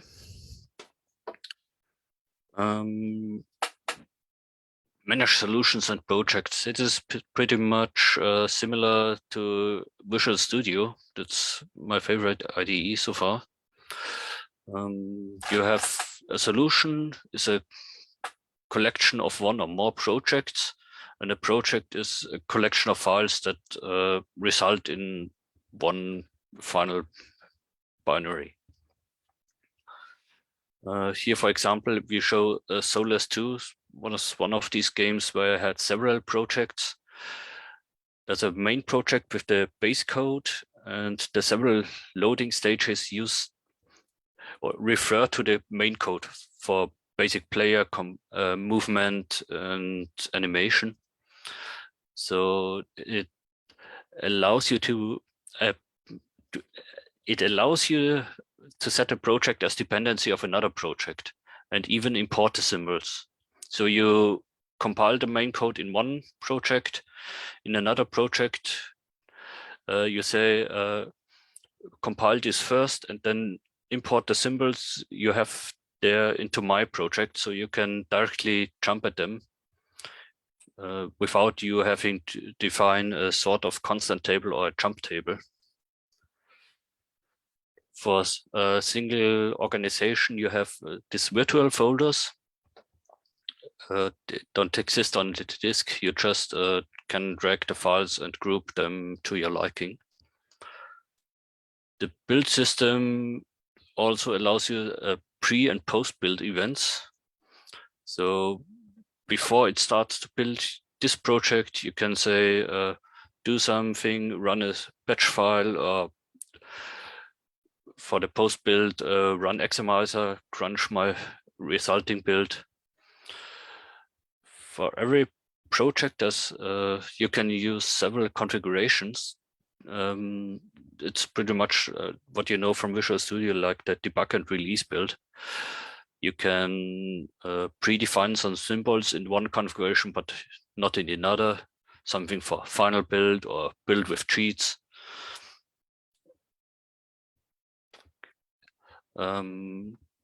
Graphics, yeah. Most of the editor graphic support that's inside is pretty rudimentary as actually editing. The idea was that you can do some basic fix up, but the actual graphics are created with a program that's really tailored to pixel editing. You can do it in here if you want, but it's probably not the best experience yet.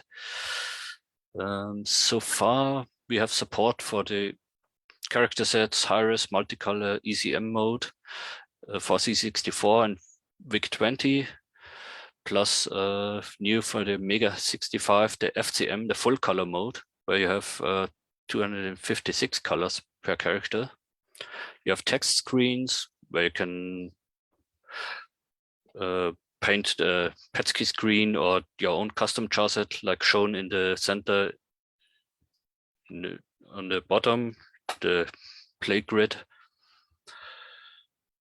The text screens can export to basic files that have the print lines as you. So it runs the program exactly to build the screen like you clicked it before. Graphic screen editor has my special import from an image, and then you can export it as a graphic screen, export it as a jar set, and it will check if all the restrictions are met. Of course, the same for sprite sets, high-res, multicolor, Mega 65, the 60 color mode. Map editor is a bit specialized. It's for tile-based screens. Tiles can be dynamically sized, so not all tiles have to be the same size. And then new for the Mega 65, it's a very simple palette editor, so you can actually modify the colors. On the C64, you have those 60 colors. On the Mega 64, you can change them pretty much as you like. As you see in the bottom left, some sprites from the Mega Sisters game that we recently built together from Mega Style for the Mega 65 computer. So that's the file manager. Support for the basic emulator file formats, T64, disk file, and it can also export to TAP, this tape file format. Basic things, import, export, rename, drag and drop. So if you open two file managers, you can drag the file from one into the other. You can view the file content in a hex, in the binary editor, for example, or you can try to export to a basic listing. It will try to detect if it is actually basic, and then you have a list of potential basic dialects. Small little feature I added is that you could also import directory art from a tool that I unfortunately forgot the name of. So you just paste it, and it's a Petsky painting tool, and you just paste the final binary, and it will create a disk image with the directory art. Debugging is one of my favorite features. I will try to show it after the presentation if the time allows. All the hard work is done by the voice emulator. I'm just attaching to the remote monitor interface and attempting to do the same with the new binary monitor interface, but that's still a bit flaky. So you get the basic debug functions, debug step over, step into, step out, run to cursor. You can set several breakpoints for execution or read or write or combinations. Few memory content. It lets you also toggle for character or sprite display.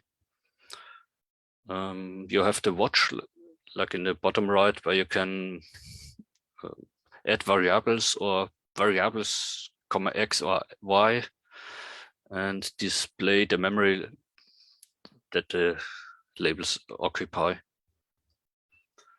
Of course, the register view, that's obligatory.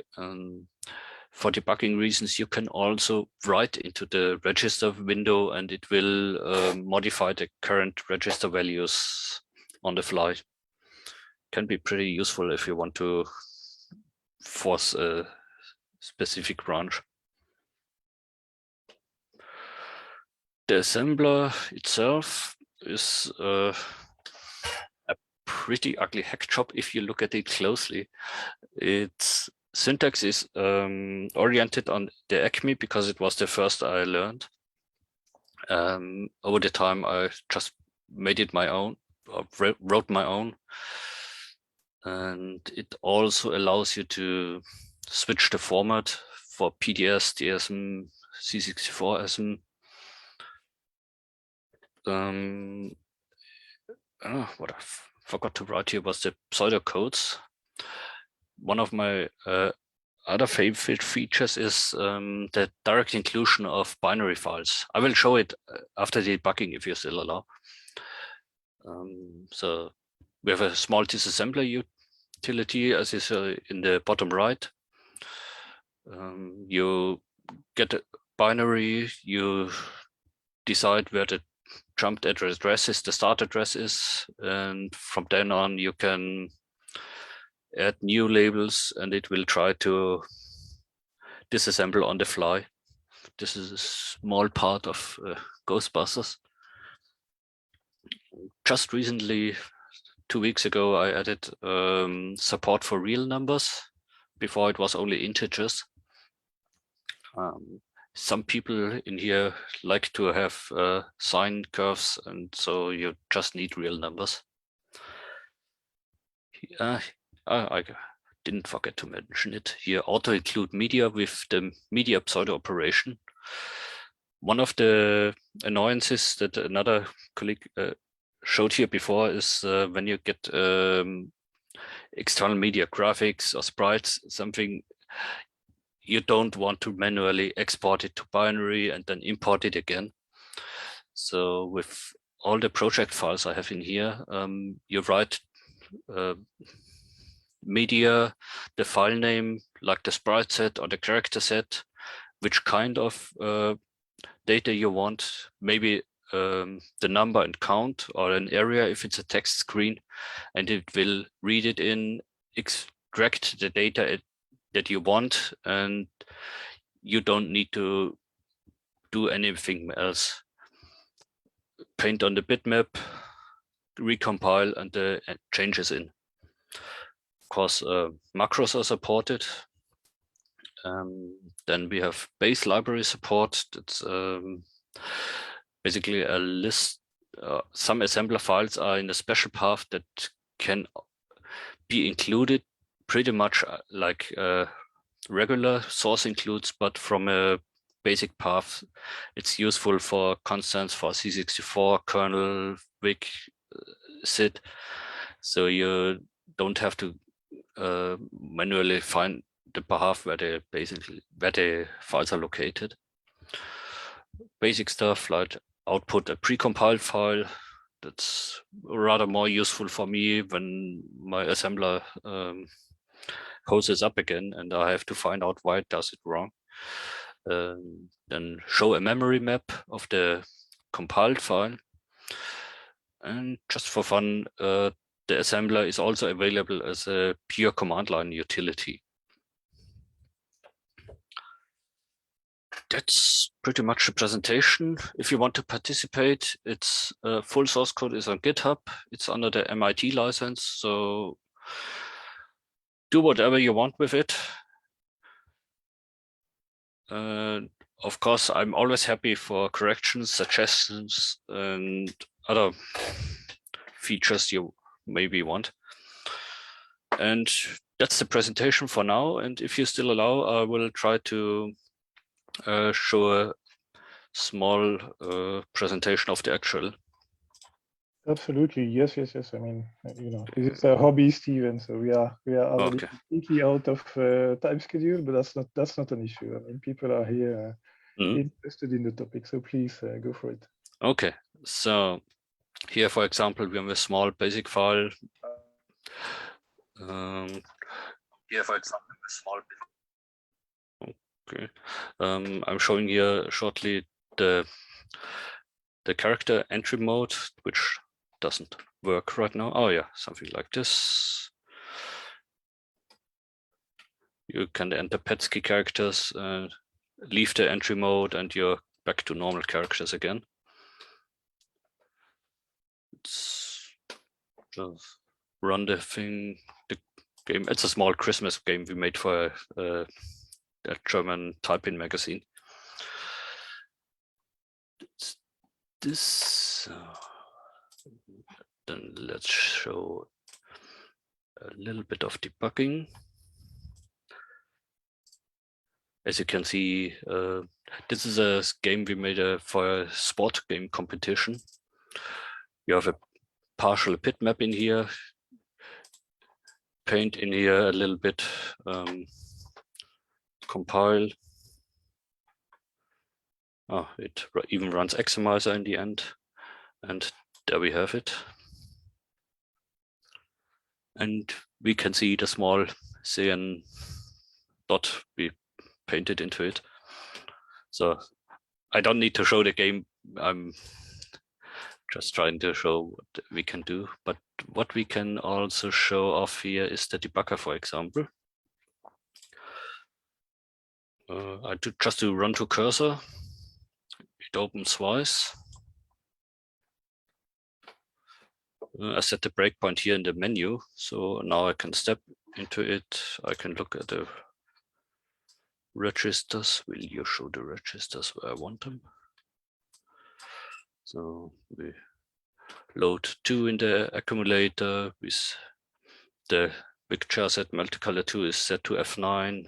After the store, it shows F2. That's what we expect. So look into this. So, for example, show the sprites. I think I placed them somewhere here. Oh yeah. Can also do some multicolor display. Okay, the colors are not the ones I used in the game, but it shows the intention, I think. So, another one, then just for fun, the Mega Sisters game. That's one I'm pretty proud of. We made it with 2 other guys that wanted lots of the graphics, a real great markup, and one guy did an awesome SID rendition. It's it shows the Mega 65 features, the character set with the colors. We have the sprites, some grabbed from the Amiga game, some really great pixeled by hand, some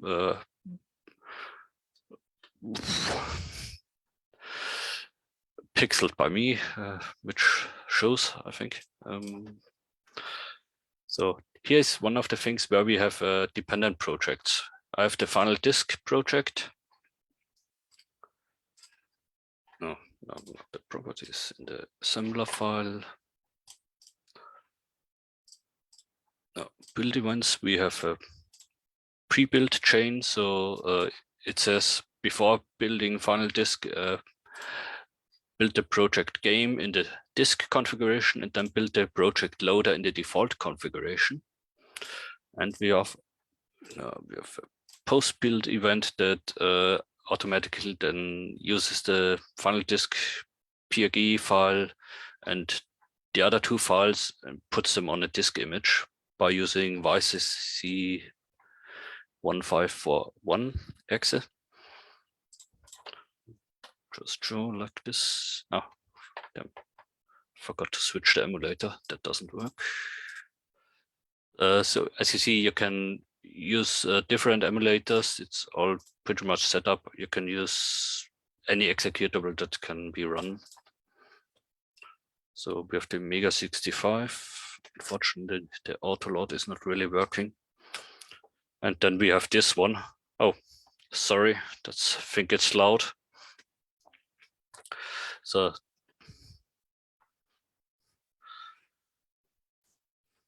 okay. Unfortunately, there's no debugging here. Not yet. I'm hoping to add it for this computer, but then I also need the support on the emulator side. Yeah, that's pretty much it for the C64 Studio.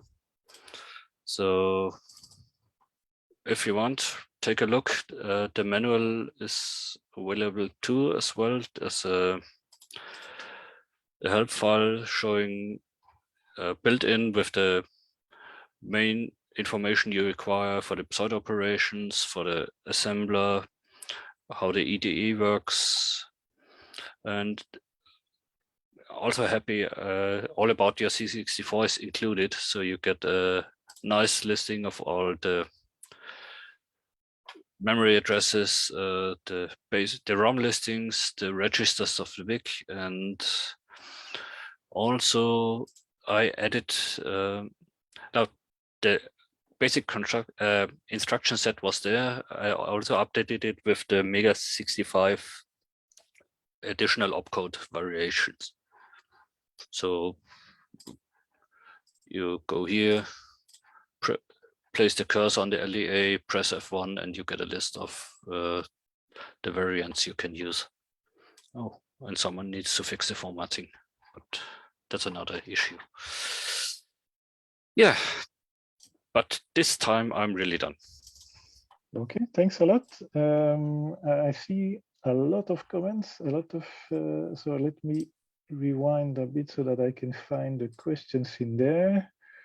Maybe I have one in the meantime.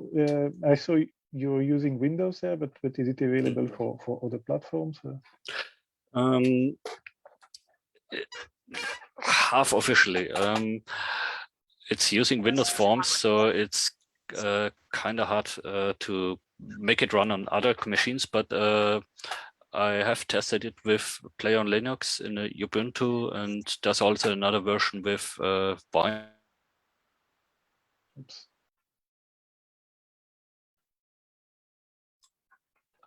Unmuted. Yes, no problem. There was some background noise. I said, who's speaking there? Just start muting. So we Play on Linux that does a few things behind the back, and basically it's configuring Wine. So it works with Wine. You need to install .NET 3.5, and then it runs as far as I can see, even without issues.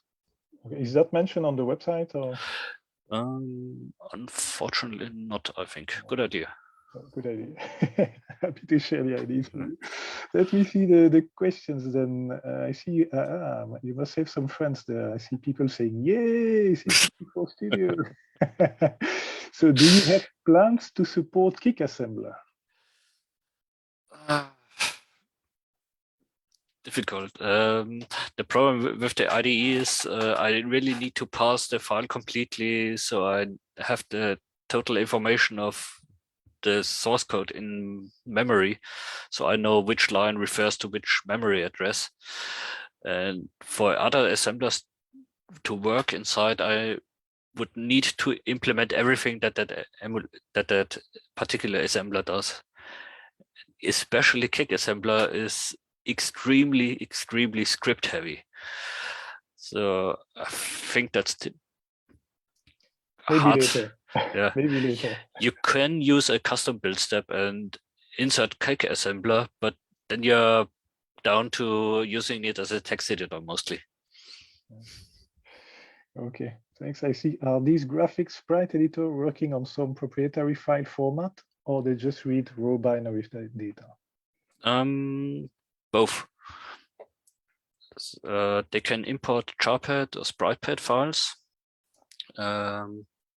Of course, for all my features, I added a proprietary file format, which is kind of open source since it's in the repository, but you can also import and export binary.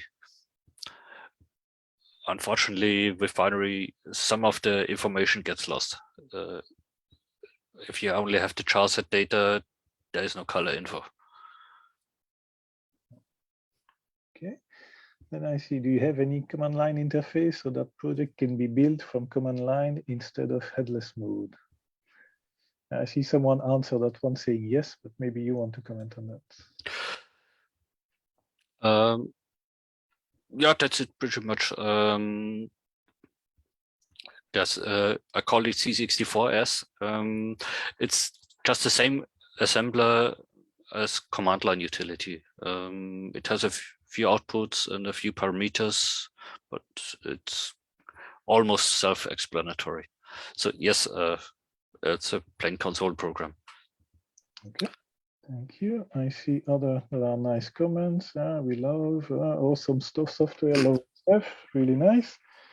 Then I had maybe a couple of questions I noted down. You showed this debugging and autocomplete. Is it based on automatic recognition of what type of code you're using? Or what, for example, if you're in basic version 2, it will recognize that it's version 2, or do you need to select that somewhere? For basic, you need to select it somewhere. There's a combo box on top where you choose the dialect. And for the assembler, you should usually define it. Otherwise, C64 Studio will try to auto-detect. And the auto-detection is flaky, let's say it. It works most of the time, but it only searches for a few specific keywords. I'm getting an echo of myself now. Yes, someone has just muted. That's why I was also muting before. I was muting people. Okay, then you showed the generating for Media 65. Did you have any chance to test it on the real environment so far? Yes, on a meeting, the guys were presenting their computer, and we had the chance to run the Megasisters, for example, on the machine. So much I can say the Xemo emulator is pretty close to what it shows, but there were a small few differences. But yes, the code runs as is. I'm happy that we'll get to see the computer in the next few months. Yeah, indeed. Maybe last question. I don't know if it's just for you or if we should have that topic open. But do you think we can integrate with this retro assembler tool that we have seen earlier tonight? Doable, I think. Good. Maybe space for some collaboration there. I will take a look into this. I know the C64 Studio never used that. This is why I have asked so many questions. Okay. Yeah, but that would be cool. Even if it is the .NET, I think we can run it on Mono, or we can maybe build a Windows Docker image to run it on Windows. Yeah, we will see. I will take a look into it, definitely. Okay, great. Good, perfect. Yeah, Georg, thanks a lot. I will stop the recording now. I don't see more. Let me just check on now on Facebook. No more questions. So I will stop the recording. Thanks again. You show you recording, yes. And then that leads us to the end, or let's say the last point for today. Can I share then my screen? Yes, I should be able to do so. This one. So this was the agenda for today. So just to finalize, is it now working? Yes, just a few metrics about Commodore User Europe. You know, we started 1 year ago. So in 2021, we did 4 meetings. So that generated 19 videos so far on YouTube, plus 3 on Facebook, 24 in total. So in the coming days, the recording from today will also be posted on YouTube. But so far, so on the 24 videos, we had close to 32,000 views, which is, I think, not that bad when we see that, for example, tonight we were maximum 13, so 17 here and 13 on Facebook. So you see, it's what is interesting is that these recordings get viewed by people afterwards as well. So that's all the interest of having these events recorded. Again, hopefully by next year we will be able to schedule something that would be then in a hybrid mode, I would say, so where we would have these meetings on Zoom, but also on site in a nice location. But even for this time in December now, it was initially in the plan, but seeing the evolution of the COVID situation, we decided to keep it virtual only. Not a big change in the distribution in terms of who is following the Facebook page. So these are the metrics of the Facebook page. So it's in Spanish, but you see here are women and men. So it's 1.2% of women. So that would be about maybe 7 followers, and the age group is distributed mainly between 35 and 65, with the highest part in 45, 50, 54. I'm here actually, just here, 45. And then the countries people following the page are mainly located in UK, Italy, and United States for the top 3. But for the rest, then you see that it's still mainly focused on or centered in Europe, with Germany, France. Poland has a bit or either decreased, or I mean the other countries have increased. That is all for the metrics. The next meeting will be then on the 12th of March.